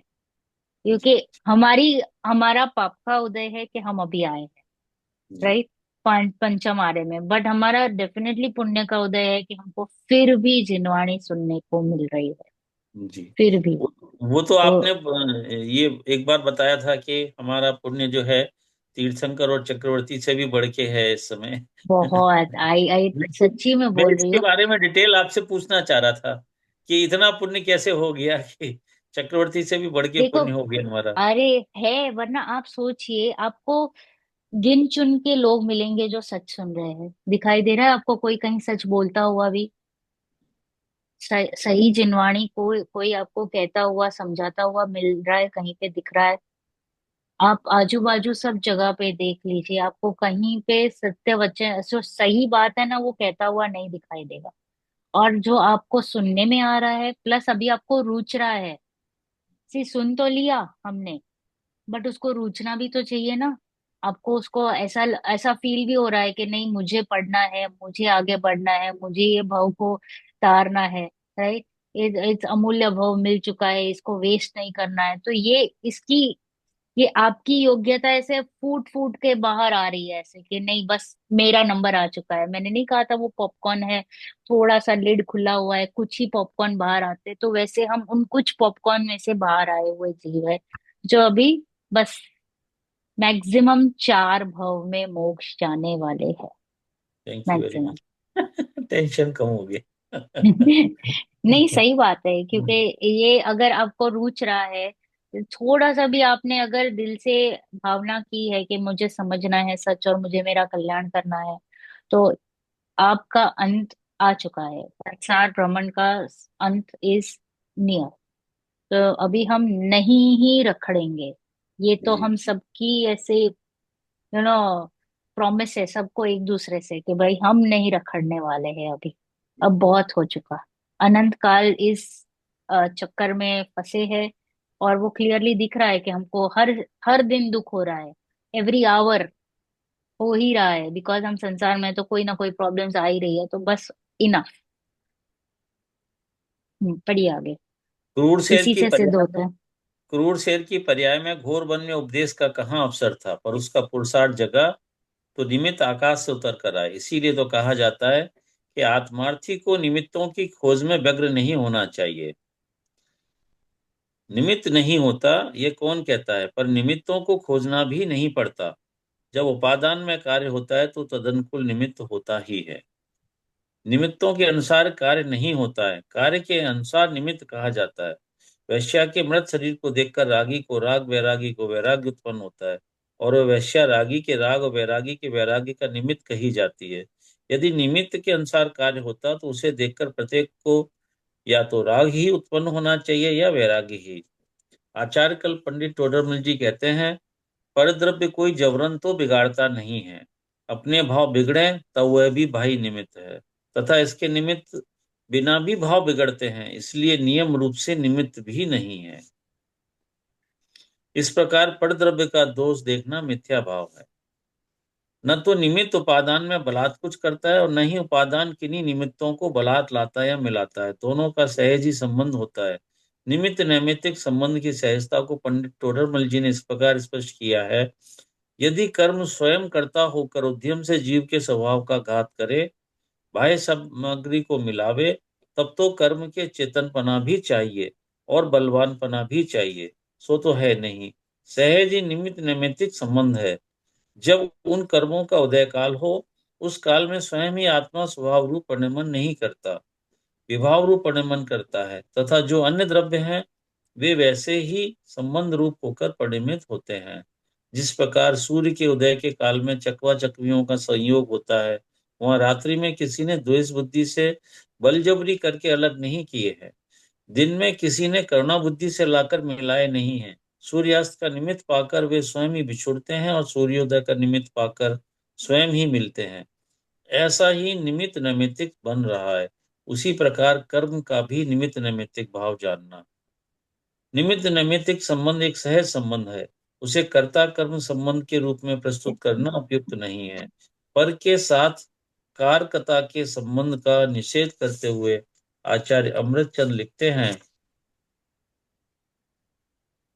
इसलिए निश्चय से पर के साथ आत्मा के कारकता का कोई संबंध नहीं है। तथापि शुद्धात्म लाभ की प्राप्ति के लिए जीव न मालूम क्यों व्यग्रता से परतंत्र होते हैं। ये अंडरलाइन करने लायक है ये। इम्पोर्टेंट है। कर्ता कर्म परतंत्र कारक। के इसी बात निश्चय से पर के साथ आत्मा के कारकता का कोई संबंध नहीं है। तथापि शुद्ध आत्मलाभ की प्राप्ति के लिए जीव न मालूम क्यों व्यग्रता से परतंत्र होता है। हाँ, ये यानी गलती हम है। तो बार बार वेट करते हैं कि which is the best time to do my work, right. We keep waiting और प्रोक्रेस्टिनेटिंग कि भाई वी शिफ्ट इट, नहीं अभी टाइम अभी तक आया नहीं है। तो बेस्ट टाइम इज नाउ। और देव शास्त्र गुरु आएंगे, कोई अच्छे योग्य गुरु मिलेंगे तभी कार्य होगा, तो कह रहे नहीं, ऐसा नहीं है। क्यों हम बार बार निमित्तों के लिए वेट कर रहे हैं। इसमें लास्ट में भी यही कहा कि हम व्यग्रता से निमित्तों के लिए वेट कर रहे हैं और पर द्रव्यों को दोष देते हैं, राइट। पर द्रव्य को दोष देते हैं और यही क्या हो गया, मिथ्यात्व हो गया। पर द्रव्य किसी को जबरदस्ती कुछ नहीं करता है, ना ही वो क्या कहा, पर द्रव्य कोई जबरन ही तो नहीं बिगाड़ता, अपने भाव बिगड़े तब वह बाह्य निमित्त। मैंने क्या कहा कि वो कुसंगति है, तो कुसंगति इज नॉट द रीजन कि भाई उसका प्रॉब्लम हो जाए। प्रॉब्लम इज कि वही उसकी योग्यता थी कि वो बिगड़ने वाला था, तो हमने निमित्तों के ऊपर दोष दे दिया। पढ़िए इसमें ये आगे आपकी मतलब फेवरेट। शुद्धात्म लाभ की प्राप्ति के लिए जीव न मालूम क्यों व्यग्रता से परतंत्र होते हैं, यानी कि अपने भले के लिए मेरा भला इनसे हो जाएगा, ये बाबा से हो जाएगा, ये धर्म से हो जाएगा, तो जान के अपने आप खुद उनके अंडर में चले जाते हैं और अपना भाव हाँ, खराब करते हैं। और हम वेट भी करते हैं कि भाई कब ऐसे अच्छे योग्य निमित्त मिलेंगे, कब सच्चे देव शास्त्र गुरु आएंगे, कब थोड़ा सा हाथ फेरेंगे, कब मुझे थोड़ा सा प्रवचन देंगे, कब सद्बुद्धि देंगे, तब मेरा कल्याण होगा। उनको उनको कुछ बोलना पड़ेगा या मुझे आहार दान देना पड़ेगा, ये कुछ करना पड़ेगा, वो कुछ करना पड़ेगा, तो ऐसा नहीं है। जो कुछ इसी होना है वो खुद से होना है। इसी बात को स्पष्ट करते हुए इसी गाथा के भावार्थ में लिखा गया है, उपरोक्त प्रकार से द्रव्य स्वयं ही अपनी अनंत शक्ति रूप संपदा से परिपूर्ण है, इसलिए स्वयं ही क्षय कारक रूप होकर अपना कार्य करने के लिए समर्थ है। उसे बाह्य सामग्री कोई सहायता नहीं कर सकती, इसलिए केवल ज्ञान की इच्छुक आत्मा को बाह्य सामग्री की अपेक्षा रखकर परतंत्र होना निरर्थक है। स्वभाव भावों में तो पर का कर्तव्य है ही नहीं, विभाव भावों में भी पर के कर्तृत्व का निषेध किया गया है। पंचास्तिकाय गाथा संग्रह गाथा 62 की आचार्य अमृतचंद्र कृत समय व्याख्या नामक टीका में इस बात को अच्छी तरह से स्पष्ट किया गया है। टीका के भाव को स्पष्ट करते हुए भावार्थ में लिखा गया मूल कथन इस प्रकार है। इस प्रकार पुद्गल की कर्मोदयादि रूप से या कर्म बंधादि रूप से परिणमित होने की क्रिया में वास्तव में पुद्गल ही स्वयं क्षय कारक रूप से वर्तता है, इसलिए उसे अन्य कारकों की अपेक्षा नहीं है, तथा जीव की औदायिक आदि भाव रूप से परिणमित होने की क्रिया में वास्तव में जीव स्वयं ही क्षय कारक रूप से वर्तता है, इसलिए उसे अन्य कारकों की अपेक्षा नहीं है। पुद्गल की और जीव की उपरोक्त क्रियाएं एक ही काल में वर्तती हैं, तथापि पौद्गलिक क्रिया में बरतते हुए पुद्गल के छह कारक जीव कारकों से बिल्कुल भिन्न और निरपेक्ष हैं, तथा जीव भावरूप क्रिया में बढ़ते हुए जीव के छह कारक पुद्गल कारकों से बिल्कुल भिन्न और निरपेक्ष हैं। वास्तव में किसी द्रव्य के कारकों को किसी अन्य द्रव्य के कारकों की अपेक्षा नहीं होती। उक्त कथन से यह बस अत्यंत पॉज। स्पष्ट। हाँ आपको समझ में आ रहा है कि हमने अभी कारकों की बात की? हम्म। जी, छह सत्कारक। कारक, षट जी कारक, और छह कारक किसमें होते हैं? अन्य द्रव्य में, राइट? नहीं, प्रत्येक सब द्रव्य के अपने अपने होते हैं, अपने अपने होते राइट, जीव वेरी के गुड। अपने तो पुद्गल के क्या, अपने। हाँ, तो क्या कहा कि अगर स्वभाव भावों में तो पर का कर्तृत्व है ही नहीं, बराबर? कि स्वभाव जी। भाव के लिए नहीं, पर विभाव में भी पर का कोई कर्तृत्व नहीं। तो हम कहते हैं ना कि कर्म का उदय आया इसलिए मुझे तकलीफ हुई, हम्म कहते हैं ना हम बार बार। हम्म तो कह रहे कि कर्म तो खुद में हुआ, उसका परिणमन खुद में हो रहा है, मेरा परिणमन खुद में हो रहा है। बोलने के लिए बोलो, अलग बात है, बट मानो मत। कहने की छूट, मानने की नहीं छूट। हैं। ओके। कहने में कोई प्रॉब्लम नहीं, बट मानो मत। तो क्या कह रहे हैं कि अगर मैंने कह दिया कि ये पाप का उदय आया, या मेरे को असता वेदनीय का उदय आया इसलिए मुझे ये दुख हुआ, तो कह रहे हैं कि ये जो परिणमन हो रहा है, दुख का जो वेदन हो रहा है, वो खुद का खुद में हो रहा है, कर्मों के वजह से नहीं। कर्म खुद में परिणमन कर रहे हैं, उनका जो षटकारक है वो उसमें हो रहा है, मेरा षटकारक मुझ में हो रहा है। इतना हमको सोचना है, भेद ज्ञान करना है, इतना डिफरेंशिएशन करना पड़ेगा कि पुद्गल पुद्गल में है, मैं मेरे में हूं। इसलिए तो हमने कर्मों को भी हटा दिया, आगे जाके राग को भी हटाना है, तब जाके आपको शुद्धात्मा मिलेगा, राइट? तो डेफिनेटली ये सारी चीजें हमको टर्न बाय टर्न, पहले शरीर को बोला, शरीर पहले बोला संयोग में नहीं, शरीर में नहीं, कर्म में नहीं, फिर राग में नहीं, फिर शुद्ध परिणति, ऐसे सब स्टेप बाय स्टेप हम आगे जाते जाएंगे। ओके। तो क्या कह रहे हैं कि पुद्गलों के, पुद्गल कारकों से बिल्कुल भिन्न और निरपेक्ष है किसका? जीव भाव रूप, जीव की क्रिया। जीव की क्रिया भी पुद्गल की क्रिया से अलग ही है। वास्तव में किसी द्रव्य के कारकों को किसी अन्य द्रव्य के कारकों की अपेक्षा नहीं। नहीं होती है। ओके। जो कोई भी परिणमन कर रहा है, वो खुद से खुद ही कर रहा है। सारे के सारे कारक खुद ही में है। वो मिट्टी भी खुद ही से घड़ा बनी है, कोई अन्य की यूज हेल्प की जरूरत नहीं पड़ी है। हाँ, पढ़िए। उक्त कथन से यह अत्यंत स्पष्ट है कि यह भगवान आत्मा अपनी सम्यक दर्शन ज्ञान चारित्र रूप निर्मल पर्यायों एवं रागादिक रूप विकारी पर्यायों के रूप में अपनी अपनी स्वसमय की योग्यता अनुसार स्वयं ही परिणमित होता है। उसमें पर निमित्त का कोई हस्तक्षेप नहीं है। हाँ, यह अवश्य है कि जब आत्मा सम्यक दर्शन आदि निर्मल पर्यायों या रागादि विकारी पर्याय के रूप में अपनी स्वभावगत एवं पर्यायगत योग्यता के अनुसार परिणमित होता है, तब तदनुकूल निमित्त भी होते ही हैं। इसलिए यह कथन भी असत्य नहीं है कि निमित्त के बिना कार्य नहीं होता, पर यह कथन निमित्त की अनिवार्य उपस्थिति मात्र को ही बताता है, इससे अधिक कुछ भी नहीं है। ध्यान रहे कि निमित्त की अनिवार्य उपस्थिति मात्र से उसे कर्ता या साधकतम कारण नहीं माना जा सकता। Very good. निमित्त बार बार कह रहे हैं कि वो क्या कह रहे हैं कि उसको कर्ता नहीं मानना, बस वो हम्म, उपस्थित है। वो भी अनिवार्य उपस्थित है, क्योंकि जब जब कार्य होता हुआ दिखाई देगा आपको निमित्त भी दिखाई देगा। यस। और वो समकालीन है। को इंसिडेंस लास्ट पैराग्राफ में भी लिखा कि दोनों साथ में दिखाई देते हैं। कहाँ लिखा था?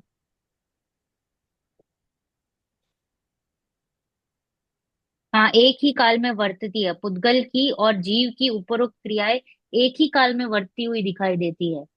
इसलिए हमको क्या होता है, मिसअंडरस्टैंडिंग हो जाती है। हम्म। एक ही काल में सब चल रहा है ना, तो इसलिए हमको लगता है कि भाई उसके वजह से कार्य हुआ। तो किस अनिवार्य जगह उपस्थिति मात्र है। हाँ। किस जगह लिखा है, कौन से पेज? पेज 18। नहीं, पेज नंबर 18 पे लास्ट पैराग्राफ हाँ, की ऊपर नीचे से थर्ड फोर्थ लाइन है।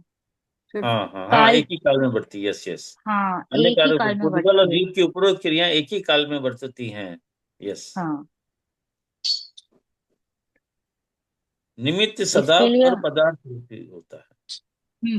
बताइए। सदा पर पदार्थ रूप ही होता है, जैसा कि निम्नांकित कथन से स्पष्ट है। उपादान निज गुण जहां, तह निमित्त पर होय। निमित्त को कर्ता या साधकतम करण मानने पर एक द्रव्य का कर्ता दूसरे को मानने से द्रव्य की स्वतंत्र सत्ता का व्याघात होता है। उक्त संदर्भ में जैन तत्व मीमांसा का निम्नांकित कथन दृश्य द्रव्य है। यदि केवल बाह्य निमित्तों के अनुसार वस्तुओं की प्रत्येक पर्याय की उत्पत्ति मानी जाए, तो प्रत्येक वस्तु को स्वरूप से ही प्रतंत्र मानने का प्रसंग उपस्थित होता है। और ऐसी अवस्था में जीवों की स्वाश्रित बंध मोक्ष व्यवस्था, परमाणुओं धर्मादि चार द्रव्यों की स्वभाव पर्याय तथा अभव्यों और दूरान दूर भव्यों का निरंतर संसारी बना रहना नहीं बन सकता। इसलिए हम्म। प्रत्येक द्रव्य में उसके अपने अपने स्वभाव आदि के कारण रूप ऐसी व्यवस्था होनी चाहिए जिसके कारण प्रत्येक समय का उत्पाद व्यय स्वयं होता है। प्रत्येक समय के पृथक पृथक जो वस्तुनिष्ठ कारण है, उनकी ही आगम में निश्चय उपादान संज्ञा स्वीकार की गई है। इससे यह स्पष्ट हो जाता है कि प्रति समय के प्रत्येक कार्य का निश्चय उपादान सुनिश्चित है। इस सुनिश्चित व्यवस्था का अपने इंद्रिय प्रत्यक्ष तर्क और अनुभव के आधार पर अपलाप करना एक द्रव्याश्रित कार्य कारण भाव को ही मटिया मेट करना है। मैं तो इसे आगम की अवहेलना करने रूप सबसे बड़ा अपराध मानता हूँ। ओके, पर तो क्या कह दिया कि निमित्त सदा पर पदार्थ रूप ही होता है। जैसे कि क्या कहा कि उपादान निज गुण जहां तहां निमित्त पर होए। निमित्त को कर्ता या साधकतम कारण मानने पर एक द्रव्य का कर्ता दूसरे को मानने से द्रव्य की स्वतंत्रता का घात हो जाएगा। और उसको स्पष्ट करते क्या कह दिया कि इसको कहा कि अगर हम ऐसा मानेंगे तो आगम की अवहेलना हो होती है, ऐसा होगा। बराबर। क्योंकि क्या कहा कि अपने अपने स्वभाव आदि कारण स्वरूप ऐसी व्यवस्था होनी चाहिए जिसके कारण प्रत्येक समय का उत्पाद व्यय स्वयं होता है। बराबर है। प्रत्येक द्रव्य में उत्पाद यस व्यय स्वयं हो रहा है। प्रत्येक यस। समय के अलग अलग जो वस्तुनिष्ठ कारण है उनके ही आगम में निश्चय उपादान संज्ञा स्वीकार की गई है। हमने पहले ही उसको एक्सप्लेन कर दिया है कि भाई जो कुछ भी कारण है वो पहले उपादान कारण की वजह से ही हो रहा है ना, तत्समय की योग्यता। तभी हम उसको उपादान की संज्ञा देते हैं। इससे यह स्पष्ट हो जाता है कि प्रति समय के प्रत्येक कार्य का निश्चय कौन है? उपादान। उपादान ही है। इस सुनिश्चित व्यवस्था का अपने इंद्रिय प्रत्यक्ष तर्क और अनुभव के आधार पर हम क्या करते हैं? अपलाप अपला। करते हैं। अपलाप करना एक द्रव्याश्रित कार्य कारण भाव को ही मटिया मेट करना है, यानी उसको क्या करना है, पूरा उड़ा देना है। तो इसकी वजह से बहुत सारी प्रॉब्लम्स आ जाती है, तो हम कहते हैं कि इसको हम आगम की अवहेलना कर रहे हैं, बहुत बड़ा अपराध। आगे अपलाप पढ़िए। का मतलब क्या हुआ? अपलाप माने उसके उल्टा आ, मतलब बोलना। हाँ मतलब विरोध, विरोध, नहीं मा- उल्टा। हाँ बताइए क्या कह रहे हैं मनीषा जी। नहीं मानना। हाँ नहीं मानना, गलत मानना, उल्टा हाँ। मानना। हाँ, विरोध करना। हाँ। हाँ। अच्छा। प्रत्येक द्रव्य स्वभाव से ही परिणमनशील है। जब नित्य रहकर भी निरंतर परिणमित होना प्रत्येक द्रव्य का स्वभाव है, तो फिर उसे अपने परिणमन में परद्रव्य की अपेक्षा ही क्यों हो? क्योंकि स्वभाव तो निरपेक्ष ही होता है। जो पर की अपेक्षा रखता हो उसे स्वभाव कैसे माना जा सकता है? निमित्तों को अंतरंग निमित्त और बहिरंग निमित्त के रूप में भी वर्गीकृत किया जाता है। मुख्य निमित्तों को अंतरंग निमित्त और गौण निमित्तों को बहिरंग निमित्त कहा जाता है। कर्म बंधन में आत्मा के रागादि भावों को अंतरंग निमित्त और मन वचन काय के व्यापार को बहिरंग निमित्त कहा जाता है। इसी प्रकार पदार्थों के ज्ञान में ज्ञानावरणी कर्म के क्षयोपशम को अंतरंग निमित्त एवं इंद्रियां प्रकाश आदि को बहिरंग निमित्त कहा जाता है। सम्यक दर्शन प्राप्ति में दर्शन मोहिनी कर्म के क्षयोपशम के उपशम को अंतरंग निमित्त एवं गुरु उपदेश को बहिरंग निमित्त कहा जाता है। निमित्त चाहे अंतरंग हो या बहिरंग, पर है तो निमित्त ही। कार्य की उत्पत्ति में सभी निमित्तों की स्थिति लगभग एक समान ही है। अतः कोई भी निमित्त कर्ता या साधक तम करण नहीं हो सकता है। यद्यपि आत्मा के रागादि भाव एवं कर्मों के उदय क्षय क्षयोपशम तथा उपशम को अंतरंग निमित्त के रूप में ही निरूपित किया जाता है, तथापि इनके संदर्भ में आचार्य अमृतचंद का निम्नांकित कथन दृश्य द्रव्य है। जीवकृत रागादि परिणामों का निमित्त मात्र पाकर जीव से भिन्न अन्य पुद्गल स्कंद अपने आप ही ज्ञानावरणादि कर्मों के रूप में परिणमित जाते हैं। इसी प्रकार रागादि भावों रूप स्वयं ही परिणमित होते हुए आत्मा के पुद्गल कर्म का उदय निमित्त मात्र ही है। उक्त कथन में आचार्य अमृतचंद ने स्वमेव परिणमन्ते पद द्वारा यह स्पष्ट कर दिया है कि प्रत्येक पदार्थ अपने उपादान की योग्यता अनुसार स्वयं ही परिणमित होता है। उसके परिणमन में अन्य पदार्थ तो मात्र निमित्त होते हैं। उक्त संदर्भ में निम्नांकित कथन भी दृश्य द्रव्य है। एक मिनट। प्रकृत हाँ। अभी यहाँ तक क्लियर है सभी को कि क्या हो रहा है? एकदम क्लियर है। हाँ। इजीली कह रहे हैं कि निमित्त दो प्रकार के हैं, अंतरंग बहिरंग। अलग अलग जगह पे अंतरंग लगाया है और बहिरंग, उसको सिर्फ डिवाइड किया है। पहले हमने क्या कहा था, कौन से दो प्रकार के निमित्त कहे थे प्रेरक और इसके उदासीन। पहले? प्रेरक और प्रेरक और उदासीन। अभी इसमें उदासीन और प्रेरक। अंतरंग और बहिरंग भी कहा और मुख्य और गौण भी कहा। हम्म। ओके। तो आप अलग अलग, जैसे कि हमने उपादान के बारे में कहा कि उपादान दो टाइप के हैं, क्षणिक और त्रिकाली, बराबर, त्रिकाली और क्षणिक कहा। वैसे ही निमित्त के भी अलग अलग टाइप्स कहे हैं, अंतरंग बहिरंग मुख्य गौण प्रेरक उदासीन। Yes. ओके, इस अलग अलग अलग अलग सिर्फ बाइफरकेशंस चल रहे हैं। देखा जाए तो वही निमित्त को अलग देखने का नजरिया, अलग तरीके से देख लिया, बराबर। तो क्या कहा कि जीवकृत राग आदि परिणामों का निमित्त मात्र पाकर जीव से भिन्न अन्य पुद्गल स्कंद अपने आप ही ज्ञानावरण आदि कर्मों के रूप में परिणम जाते हैं ऑटोमेटिकली। यहाँ पे जीव ने राग किया और वहां पे कर्मों का परिणमन हुआ, ऑटोमेटिक चल रहा है। तो ये इसका षटकारक इसमें, इसका षटकारक इसमें, बट बिकॉज समकालीन है तो हमको लगता है कि इसने राग किया और इसलिए कर्म का बंध हुआ। इसी प्रकार रागादि भाव रूप स्वयं ही परिणमित होते हुए आत्मा के पुद्गल कर्म का उदय निमित्त मात्र होता है। यहाँ पे राग किया और यहाँ पे उदय आया तो ये निमित्त है। यहाँ पे कर्मों के लिए जीव का राग आदि निमित्त हो गया, क्योंकि हर एक द्रव्य एक दूसरे के लिए निमित्त है। अभी हमने कहा था एवरीबडी इज निमित्त फॉर ईच अदर। तो कर्मों के लिए क्या निमित्त हुआ, क्योंकि कर्म भी परिणमन हुए ना, कार्मण वर्गना भी परिणमित हुए। तो वो तभी जीव के रागादि भाव निमित्त हो गया कर्मों के लिए। और जब जीव के रागादि भाव का परिणमन हुआ तो हमको लगता है कि कर्म का उदय निमित्त है। तो परस्पर निमित्त एक दूसरे के लिए कह दिया। उक्त कथन में आचार्य अमृतचंद्र ने क्या कहा कि स्वयमेव परिणमते पद द्वारा यह स्पष्ट कर दिया गया है कि सब स्वयमेव परिणम रहे हैं।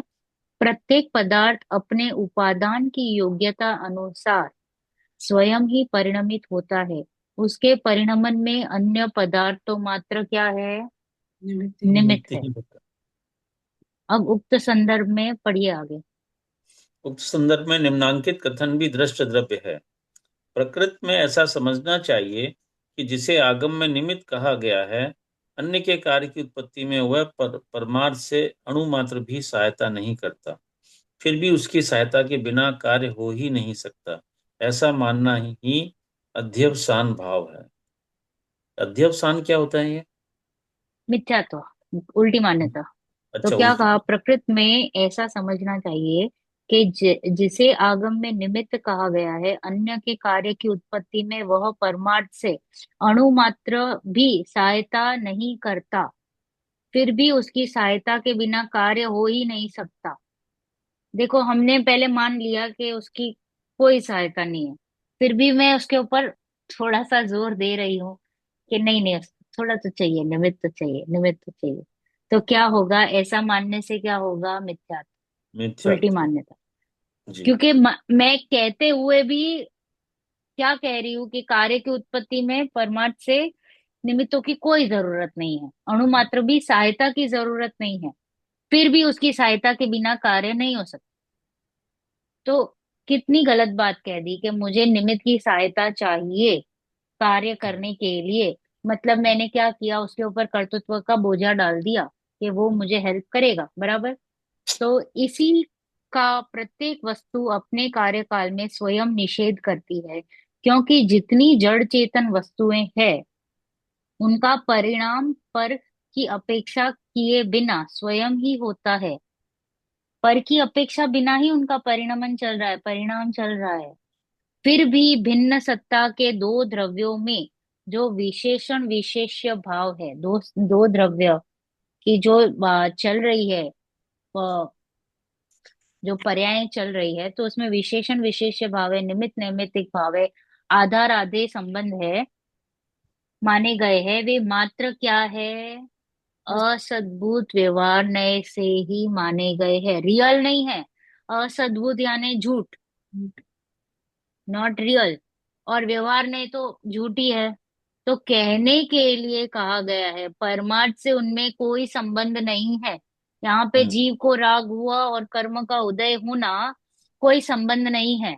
बट मैंने संबंध बनाया है निमित्त नैमित्तिक बताने के लिए, बस सिर्फ बोलने के लिए।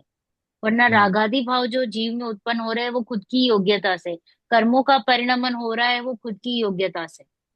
बहुत, दोनों ही अलग अलग द्रव्य है, इसलिए दोनों के षटकारक अलग हैं। इसलिए हम पहले ही षटकारक पढ़ चुके हैं, फिर हम हम्म। निमित्त उपादान पे आए हैं, ताकि हमें और भी क्लैरिटी आ जाए कि भाई द्रव्य कैसे परिणमन कर रहा है, बराबर।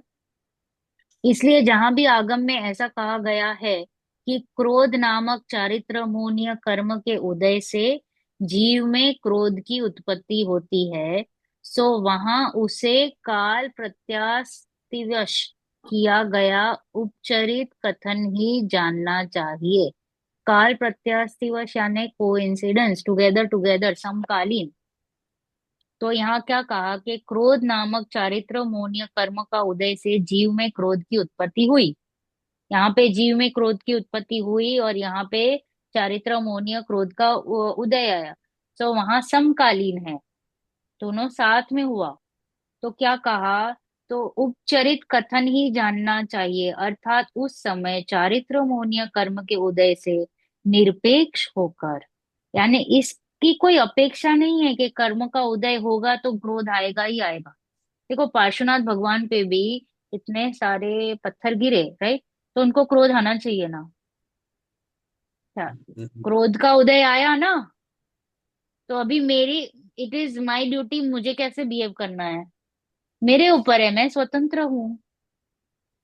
तो हम क्या सोचते हैं कि हम बार बार ना कर्मों के ऊपर ढो देते हैं सब दोष, ऐसा पूरा पिटारा ही ऐसे डाल देते हैं कि नहीं नहीं, मेरा साथ असता वेदना का उदय है, मेरा इसका उदय है, मेरा पाप का उदय है, मुझे ये है, मुझे वो है। तो कह रहे नहीं, ये सेपरेटली चल रहा है और ये सेपरेटली चल रहा है, हम इसको इंटरट्वाइन कर रहे हैं, वो मेरी गलती है। तो कह रहे कि क्रोध का उदय आया वो अलग है, उपचरित कथन ही है, अर्थात उस समय चारित्र मोनीय कर्म के उदय से निरपेक्ष होकर क्रोध नामक चारित्र मोनीय परिणाम स्वयं ही उत्पन्न हुआ है। न तो उक्त कर्म क्रोध की उत्पत्ति में परमार्थ से सहायक हुआ है, और न उक्त क्रोध भाव ही उक्त कर्म के उदय में परमार्थ से सहायक है। यानी ये जब कर्म का उदय आया, कर्म जब परिणमित हुए चारित्र मोनीय कर्म के रूप में, तो इसमें जीव का कोई रोल नहीं। जीव ने कुछ नहीं कहा है कर्मों को कि तुम क्रोध रूप परिणमित हो, अरे चारित्र मोनीय रूप बनो। और यहाँ पे चारित्र मोनीय का क्रोध का जब उदय आया, तो इसने जीव को नहीं कहा कि तुम क्रोध रूप परिणम हो। तो दोनों ने एक दूसरे की कोई सहायता नहीं की है, ना ही एक दूसरे को कहा है, दोनों को एक दूसरे की अपेक्षा भी नहीं है। तो ये समझना है कि they are not dependent on each other, inter related to each other. ऐसा कोई रूल नहीं है कि भाई ये होगा तो ये करना ही पड़ेगा। बराबर, दोनों ने एक दूसरे की अपेक्षा किए बिना ही अपना अपना परिणाम किया। फिर भी काल प्रत्यास्तिवश प्रयोजन विशेष को ध्यान में रखकर यह असद्भुत व्यवहार किया जाता है कि क्रोध कर्म के उदय से क्रोध भाव हुआ है। हम फिर भी कहते हैं क्यों, बिकॉज ऑफ को इंसिडेंस, समकालीन। और हमको वो बताना है कार्य हुआ तो हम कोई ना कोई तो रीजंस देंगे। तो इसके लिए हम कहते हैं आशय यह है कि उपादान में कार्य रूप परिणमने की योग्यता होने पर, क्या कहा, उपादान में कार्य रूप परिणमनी योग्यता होने पर वह स्वयं कार्य रूप परिणमता है। यानी जीव को क्रोध रूप परिणमन करने का रहेगा तो वो परिणमन करेगा, और बाह्य सामग्री उसमें उसी समय निमित्त होगी। तभी बाह्य में हमको दिखाई देगा कि कोई ऐसा व्यक्ति आ गया जिसको वो नहीं पसंद करता है, या किसी ने उसको बोल दिया, या कुछ उसके हिसाब से नहीं हुआ, तो वो गलती निमित्तों की नहीं है, वो तभी जीव को उस रूप होना था। क्योंकि निमित्त पने को प्राप्त हुए बाह्य सामग्री और उपादान भूत द्रव्य के कार्य में नियम से बाह्य व्याप्ति होती है। इसी को काल प्रत्याशति कहते हैं। ओके, यदि बाह्य सामग्री में कारणभूत भूतार्थ मानी जाए, तो जैसे शुक अपनी सहज योग्यतावश बाह्य सामग्री के सद्भाव में पढ़ने लगता है। शुक का क्या अर्थ था?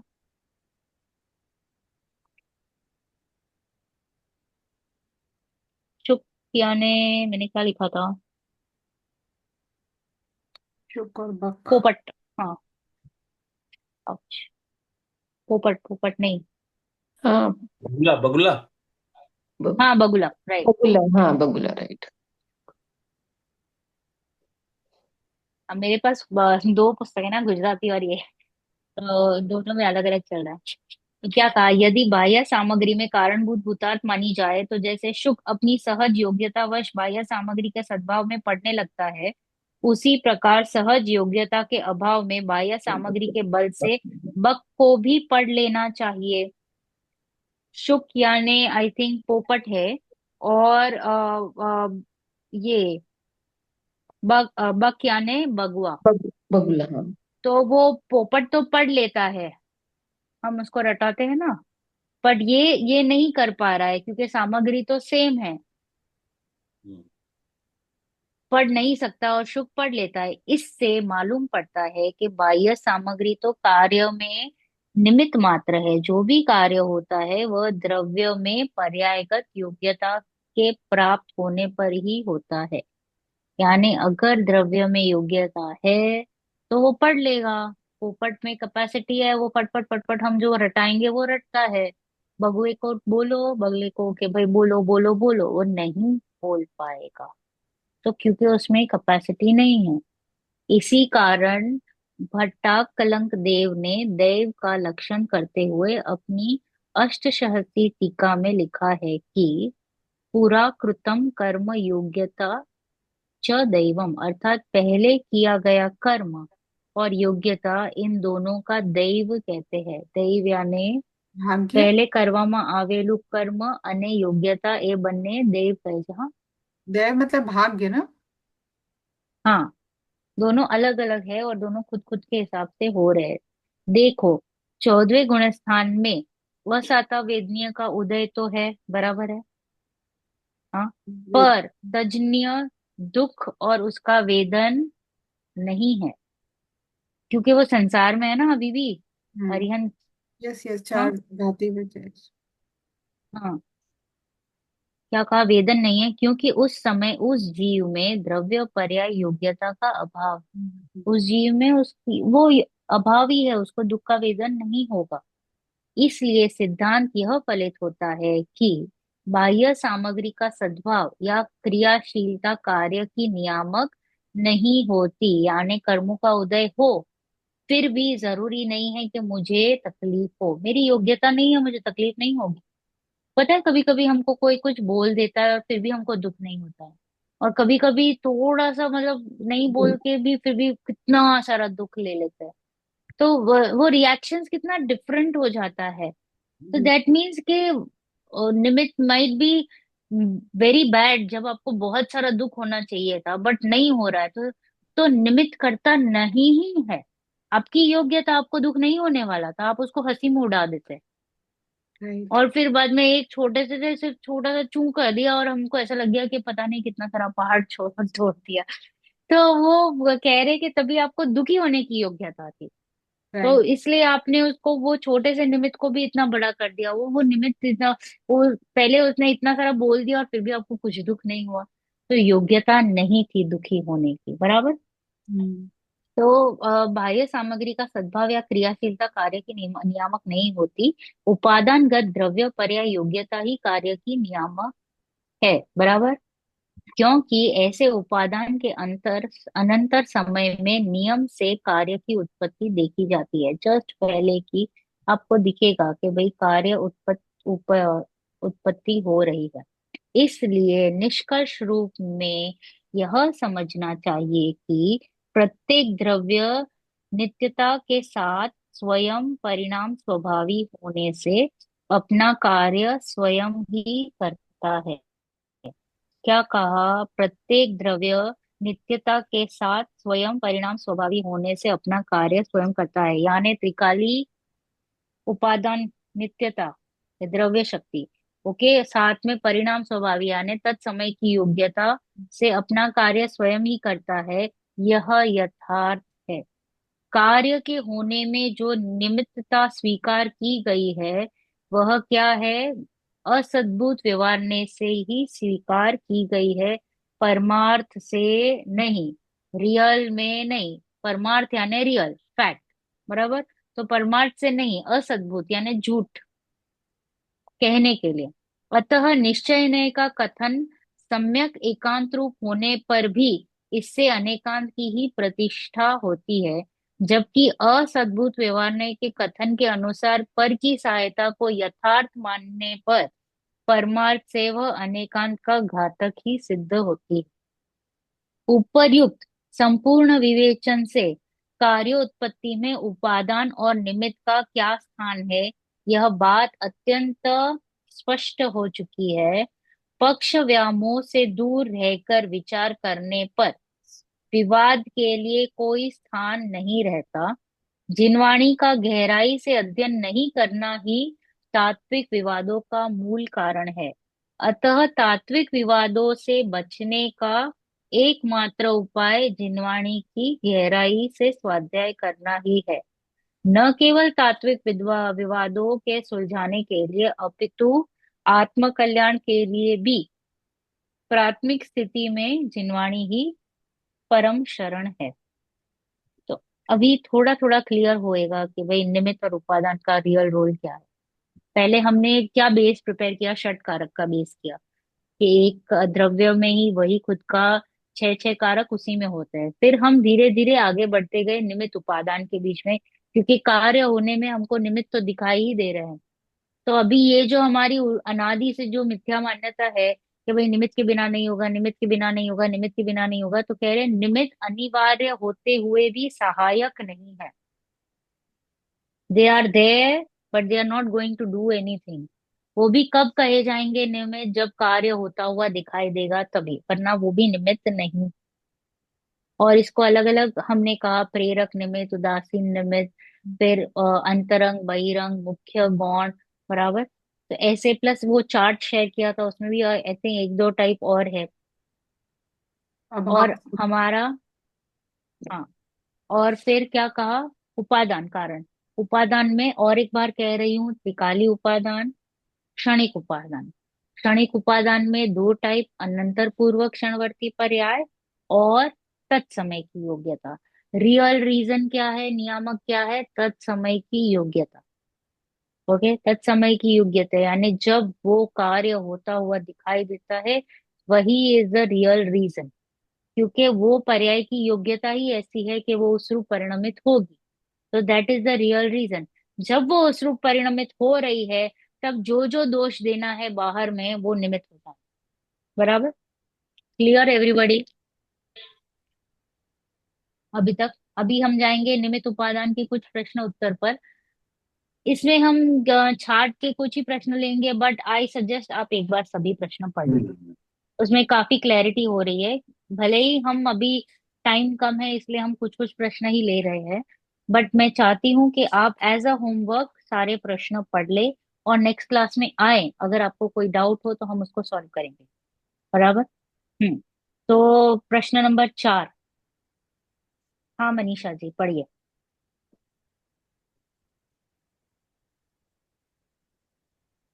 एक मिनट, ये जिन बिंब दर्शन को सम्यक दर्शन का निमित्त कहा गया है, पर किसी कामी व्यक्ति को जिन बिंब की नग्न दशा देखकर काम भाव की उत्पत्ति हो जाए, तो क्या उस जिन बिंब को हाँ। विकारोत्पत्ति का निमित्त भी कहा जाएगा?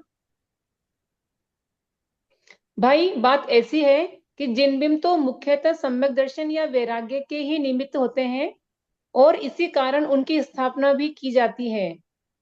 तथापि किसी कामी को उन्हें देखकर काम भाव की उत्पत्ति हो गई, तो निमित्त उपादान मीमांसा में तो उसे बहिरंग निमित्त कहा ही जाएगा। पर सामान्यतः जिन बिंब को सम्यक दर्शन ज्ञान चारित्र का ही निमित्त कहा जाता है। सामान्य कथन और विशेष कथन के अंतर को पहचानना चाहिए। वैसे तो वेश्या विकार का ही निमित्त मानी गई है, पर किसी को वेश्या की वृत्ति देखकर वैराग्य हो जावे, तो क्या वेश्याओं को वैराग्य का निमित्त मानकर उन्हें धर्म स्थानों में स्थान दिया जाएगा? नहीं, कदापि नहीं। धर्म स्थानों में तो वैराग्य के निमित्तों के रूप में वीतरागी जिन बिंबों को ही स्थापित किया जाता है और किया जाता रहेगा। बराबर। तो ये हो गया, क्या हो गया, एक्सेप्शंस। हम्म। तो वो निमित्त कार्य नहीं कर रहा है, बट वो एक्सेप्शन होते हुए हम कह रहे हैं ना कि निमित्त देव शास्त्र गुरु से सम्यक दर्शन होगा, देव शास्त्र गुरु से सम्यक दर्शन होगा। राइट। तो भगवान ऋषभ देव के दरबार में मारीच को तो कितना भव भ्रमण हो गया। तो this is kind of an exception. तो एक्सेप्शंस होते हैं। तो एक्सेप्शंस की वजह से हम उसको ऐसा नहीं कह सकते कि देखो वो जिनवाणी सुनकर देखो उसकी क्या दुर्दशा होगी। राइट। ऐसा नहीं था। तो वो उसकी योग्यता थी इसलिए ऐसा हुआ। तो जिन जिन बिंब का तो स्थान यही है कि भाई हम इसलिए तो कहते हैं कि सत्संग करो, अच्छी संगति रखो, अच्छी संगति रखो। तो अच्छी संगति रखने से हम अच्छे ही रहेंगे। हम सभी लोग भी यही कहते हैं कि स्पॉइल्ड क्या, वन एप्पल कौन सा था वो, बास्केट में एक एप्पल, रॉटन एप्पल, तो वो रॉटन सभी एप्पल। एप्पल को रॉट रॉट कर देगा। तो वैसे तो कह रहे हैं, तो हम लोक में भी यही कहते हैं कि भाई always be in good company so that हम नहीं खराब हो जाए। बट अगर मेरी योग्यता खराब है, तो फिर अच्छी कंपनी भी मुझे कोई अच्छा प्रभाव नहीं डाल पाएगी। बराबर। तो these are called as exceptions. तो एक्सेप्शंस को हमें इग्नोर करना है और आगे बढ़ना है। आगे 7th वाला।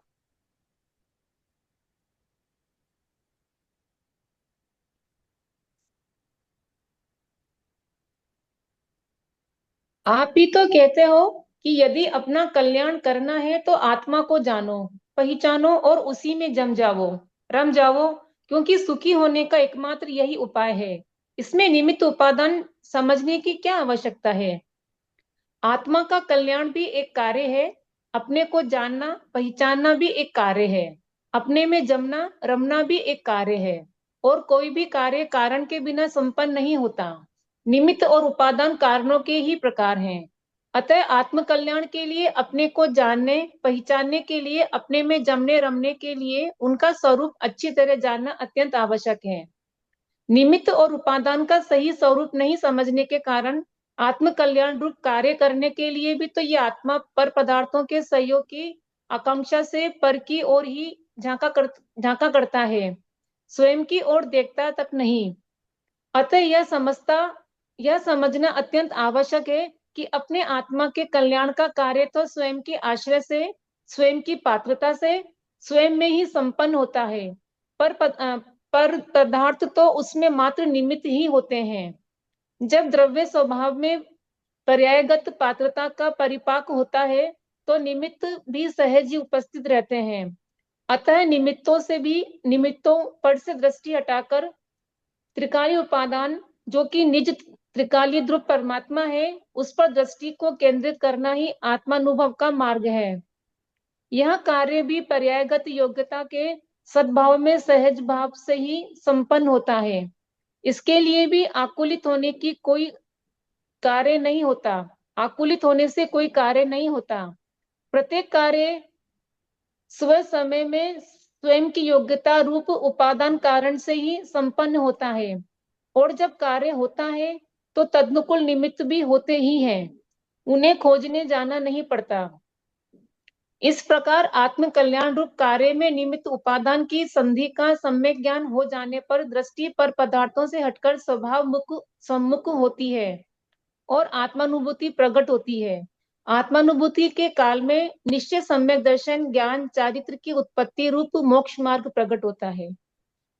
कितना अच्छा कहा कि भाई मुझे ये क्यों पढ़ना चाहिए। हम हर क्लास में पूछते हैं ना, इससे मुझे क्या लाभ, क्यों इसे पढ़ा रहे हो। तो बोल रहे कि आत्म कल्याण भी एक कार्य है, खुद को जानना पहचानना भी एक कार्य है, खुद में रमना जमना भी एक कार्य है, और कोई भी कार्य कारण के बिना नहीं होता।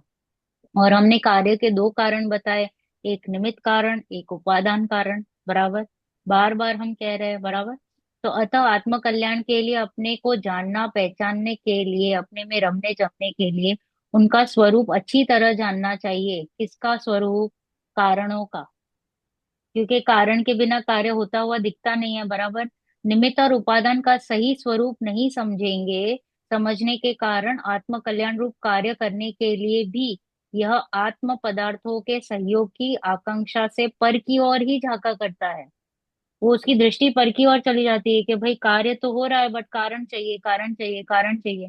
तो कह रहे स्वयं की ओर देखता तक नहीं है कि भाई उपादान मुझ में है, कार्य मुझ में होगा, मैं ही शक्तिशाली हूँ, मैं ही सामर्थ्यवान हूँ, खुद को नहीं देख रहा है, बराबर। अतः यह समझना अत्यंत आवश्यक है कि अपने आत्मा के कल्याण का कार्य तो स्वयं के आश्रय से, स्वयं की पात्रता से, स्वयं में ही संपन्न होता है।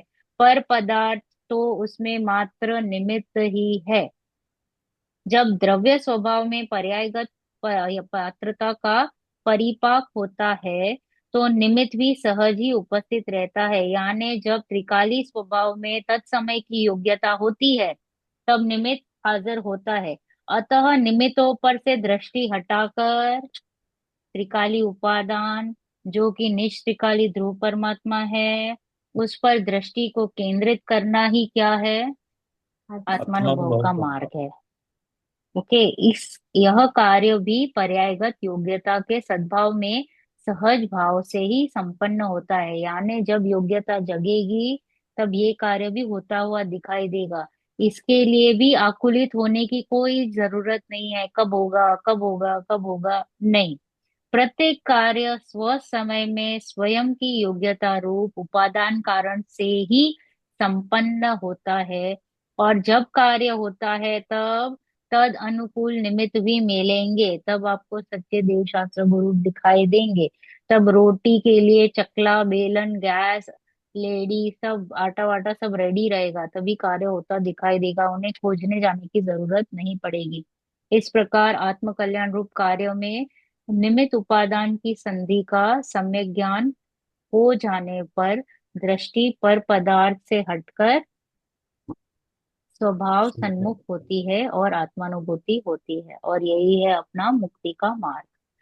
हाँ, अभी नेक्स्ट है नाइन्थ, राइट? यस। पढ़िए। जब प्रत्येक कार्य की उत्पत्ति में उपादान के साथ साथ निमित्त भी क्वेश्चन तो नहीं, Actually, ninth. Next sorry question. Sir यदि या ज्ञानी, हाँ कोई बात या नहीं, यदि ज्ञानी हो। यदि ज्ञानियों के समागम में भी में भी किसी को कुछ उपलब्ध नहीं हुआ तो इसका यह अर्थ तो नहीं है कि हमें सत्संगति नहीं करनी चाहिए। नहीं, यह अर्थ तो कदापि नहीं है। सत्समागम में रहना तो जीवन का सौभाग्य है, क्योंकि सत्संगति की रुचि न केवल हमारे उज्जवल भविष्य की सूचक है, अपितु वर्तमान के निर्मल परिणामों को भी बताती है। यदि हमारे परिणाम वर्तमान में ही विकृत होते तो हम असत लोगों के समागम में ही रहना पसंद करते हैं। सत्समागम अच्छी बात होने पर भी सब कुछ सत्य समागम से ही हो जाने वाला नहीं है। सत्समागम तो निमित्त मात्र है।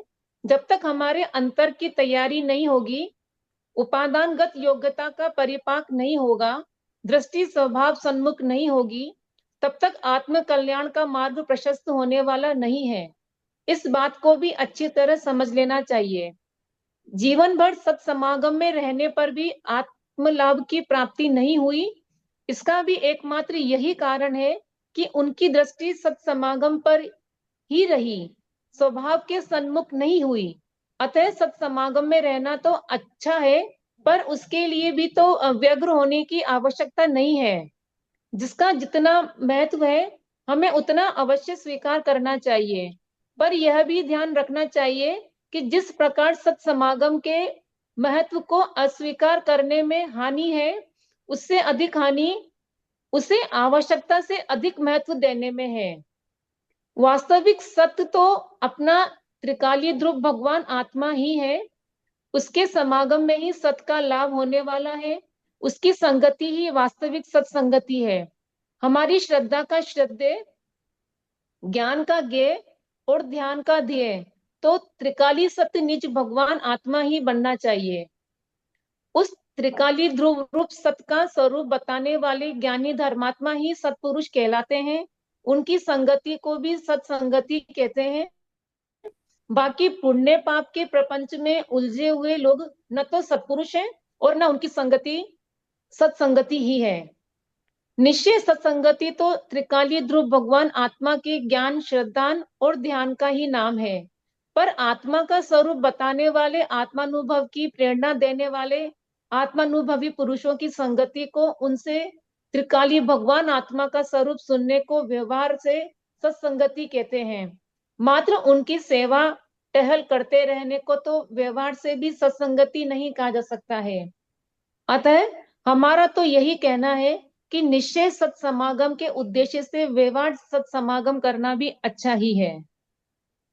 तो क्या कहा कि निश्चय सत्समागम, यानी जो है ना ये पैराग्राफ वास्तव में सत तो अपना त्रिकाली ध्रुव भगवान आत्मा ही है, उसके समागम में ही सत का लाभ होने वाला है, उसकी संगति ही वास्तविक सत्संगति है।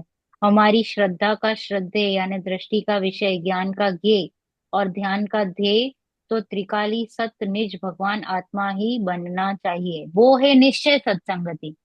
और व्यवहार सत्संगति जो हमें वो मार्ग पर लगाए, यानी जो हमें बताए कि भगवान आत्मा कैसा है, आत्मा के ज्ञान, श्रद्धा और ध्यान की जो बातें करे, जो हमें उसका मर्म समझाए, वो हो गए, जो हमें हमारा स्वरूप बताए, वो हो गए सत्संगति व्यवहार से।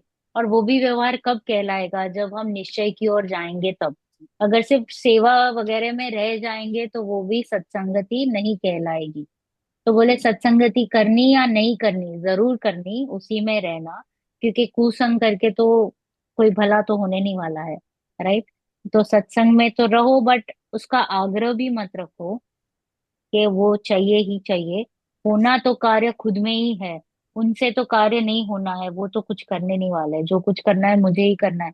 तो पुरुषार्थ भी मुझे ही करना है, तो उनके सत्संग में भी रहते हुए मुझे फोकस खुद पे करना है, ना कि वो उस क्रिया में उलझ जाना है। दोनों हम संतोष ले लेते हैं, थोड़ा सा हो गया काम, काम हो गया ऐसा फीलिंग हो जाता है। तो उससे हमें बाहर निकलना है, क्योंकि वो एक सॉफ्ट एरिया है जहाँ पे वी फील कंफर्ट। वो कंफर्ट जोन से हमें अपने आप को बाहर निकालना है, क्योंकि अब इतनी मंदकषाय हो चुकी है कि हमको अच्छा लग रहा है और दिस इज इट समझ लिया है। तो वो this is it is not the real it ना, क्योंकि अभी तक तो कार्य हुआ नहीं है। तो इसलिए हमको बार बार अपने आप को पुश करना है, और वहीं से भी, वो सॉफ्ट जगह से भी बाहर निकलना ही पड़ेगा। कितनी बजी? 5 मिनट्स लेफ्ट। है 5 मिनट। हाँ। क्वेश्चन 17। ओके, 17, 18। हाँ, 17, 18, 19 ना। इंडिया। हाँ, तो आई थिंक एक ही प्रश्न हो पाएगा, 17। फिर 18, 19 और नेक्स्ट हो जाएगा, अगर नेक्स्ट क्लास में फ्राइडे को भी लेंगे तो। बट आई वांट कि आप लोग वो पढ़ के आए, ये पीडीएफ जो है, ये ध्यानत्रय जी, अरे बनारसी दास जी की दोहे है, ये और जो भगवती भैया ये मैम पीछे पारायण, दिए हुए मैंने एक हैं। पीडीएफ शेयर की थी। हाँ, नहीं तो नहीं, ये बट मैंने पता है पीडीएफ शेयर की, हाँ हाँ, बट इसका मीनिंग उसमें है ना। ओ अच्छा। ओके। तो मैं हाँ, एक्चुअली बनारसी जाती है वो तो। तो है। ओके। नहीं नहीं, दोहे तो है, बट मीनिंग उसमें इसमें लिखे हुए हैं, तो वो हम पढ़ लेंगे। तो okay fine, we can do it either on a Monday और अ फ्राइडे, आप जो कहे वैसे। मतलब मैं चाहती हूँ कि पोर्शन अर्ली खत्म हो, तो आप एग्जाम लिख पाए। इसलिए अभी जो भी होगी लास्ट क्लास ही होगी, नेक्स्ट क्लास। तो हम आराम से अपना पोर्शन टाइम पे ही खत्म कर रहे हैं। 20 दिसंबर वॉज द ड्यू डेट, उसके पहले ही खत्म कर रहे हैं, तो टेंशन नहीं है। बट आई वांट कि आप फटाफट एग्जाम लिखिए, अभी फ्रेश है ना। तो हो सके तो अभी पहले निमित्त उपादान ही लिख दीजिए, फर्स्ट ही क्वेश्चन, थर्ड क्वेश्चन स्टार्ट कर दीजिए, व्हाई नॉट। हम 17, 18, 19 नेक्स्ट क्लास ही लेंगे, will not do it right now. मैं क्या कह रही हूँ कि एक तो कॉन्सेप्ट क्लैरिटी 3 भी मैं बोल देती हूँ उनको करने के लिए। अहिंसा ही है अब ना वो। एटलीस्ट, हाँ, कॉन्सेप्ट क्लैरिटी 3 अहिंसा हो जाएगा बस लास्ट, सॉरी निमित्त नो उपादान। नो, निमित्त उपादान, निमित्त हाँ उपाय। निमित्त, या। ओके। तो अहिंसा भी सेल्फ स्टडी है, इसमें भी आपको अगर कोई प्रश्न है तो मुझे पूछिएगा। एकदम छोटी सी पुस्तक है, हाफ एन आवर में हो जाती है, बहुत छोटी सी है। एक्चुअली मैं ये निमित्त उपादान में तो मैंने तो नहीं लिखा, आपका आपका जो चार्ट है मैंने तो वो ही लिखा है, क्योंकि वो रेफरेंस के लिए फ्यूचर में भी अच्छा रहेगा, जो आपने बना के दिया हाँ था। मतलब इतना एक्चुअली हाँ बहुत कुछ है इसमें, तो क्या लिखे क्या नहीं हाँ, लिखे। उसी में सब कुछ आ जाता है, दैट्स व्हाट आई उसी में जस्ट सब कुछ आ जाता है। एंड मैंने 4-5 लाइनें इट बस इज उससे ओके, लाभ अपने वर्ड्स में लिखा है, बस एक पेज का। It is okay, it is okay, it is okay. मैं बस चाहती हूँ कि आप ये भूले नहीं कि भाई कार्य क्षणिक उपादान में हो रहा है, वो भी तत्समय की योग्यता में हो रहा है, और निमित्त मात्र हाजिर है। बस इसके ऊपर आप जोर डालिए अपनी रियल लाइफ में। Right right. आप भले ही कॉन्सेप्ट क्लैरिटी में लिखे या ना लिखे, बट अपनी रियल लाइफ में निमित्त को निमित्त के जैसे ही देखें। निमित्त को इतना हम इम्पोर्टेंस, इतना इम्पोर्टेंस ना दे कि भाई उसके बिना कार्य नहीं होगा, ऐसा ना माने। कार्य मुझसे होना है, निमित्त होगा, हाँ जी। उसको इतना, इतना सा ही वेटेज दे, बस ज्यादा वेटेज नहीं दे। क्योंकि हम इसको इतना सारा वेटेज दे चुके हैं कि मैंने खुद को एकदम छोटा मान लिया। तो वो खुद को उठाना है, खुद की सत्ता को बड़ा करना है। मैं हूँ सामर्थ्यवान, मैं हूँ गुणवान, अनंत गुण का मालिक हूँ, मैं परमात्मा हूँ। तो इस, ये जोर आने के लिए आपको निमित्त को गौण करना ही पड़ेगा, बराबर। अभी next class will be the last class, just let me know Monday लेना है कि फ्राइडे लेना है। आई सजेस्ट मंडे, आप लोग कीजिए। हाँ, I don't have any. Manisha ji कुछ कह रही थी। नहीं नहीं, चलेगा चलेगा, कोई भी चलेगा दीदी, जो जैसे नहीं, आप सबको कुछ कह कंफर्ट। रहे थे। नहीं नहीं, जो सबको कंफर्टेबल लगे। नहीं, सब लोग तो कोई आने नहीं वाले, आधे लोग तो रिकॉर्डिंग ही सुनने वाले, तो मैं तो जो हाँ। जो रेगुलर अटेंड कर रहे हैं उनको ही पूछूंगी। अतुल जी भाई, सबको जो सही लगे, निधि जी को जो सही ठीक है। लगे, और आपको भी कंफर्टेबल लगे, जैसा भी चलेगा, एक ही नहीं, क्लास मुझे चलेगी। इसके लिए लेना है कि भाई आप एग्जाम स्टार्ट कर दे, ये तो सही टाइम बात पे है। एग्जाम हो जाए, और प्लस कॉन्सेप्ट क्लैरिटी भी लिखनी है। या। भले ही 1.5 पेज का है, बट एक बार के लिए। और जो हो सके ना, तो अभी दिसंबर 20-30 तक खत्म कर दो, तो फिर आप भी अपनी वेकेशंस जो रहेगी बच्चों के साथ एंजॉय करना है तो कर लीजिएगा। ठीक नहीं है, तो लाइक चलो एक्चुअली जिम्मेवारी। सैटरडे का तो दर्शिका जी और दर्शन जी का ही था। अगर ऐसा कुछ नहीं है तो फिर मंडे इज ऑल्सो ओके, तो will finish it on Monday full course. Hmm. तो we'll just put it on the group once, because I don't think वो लोग ने रिप्लाई किया है, तो एक बार पूछ लेते हैं, ओके। वरना फिर देख लेते हैं। ओके, वरना सैटरडे को लेना है तो सैटरडे को also, I don't mind tomorrow, whatever is comfortable. Tomorrow तो I am not available actually. हाँ तो फिर मंडे को ही रखते हैं, मंडे को ही रखते हैं, मंडे ट्यूसडे वट एवर, ठीक है। ओके। चलो, जिन्होंने निज निधि निज में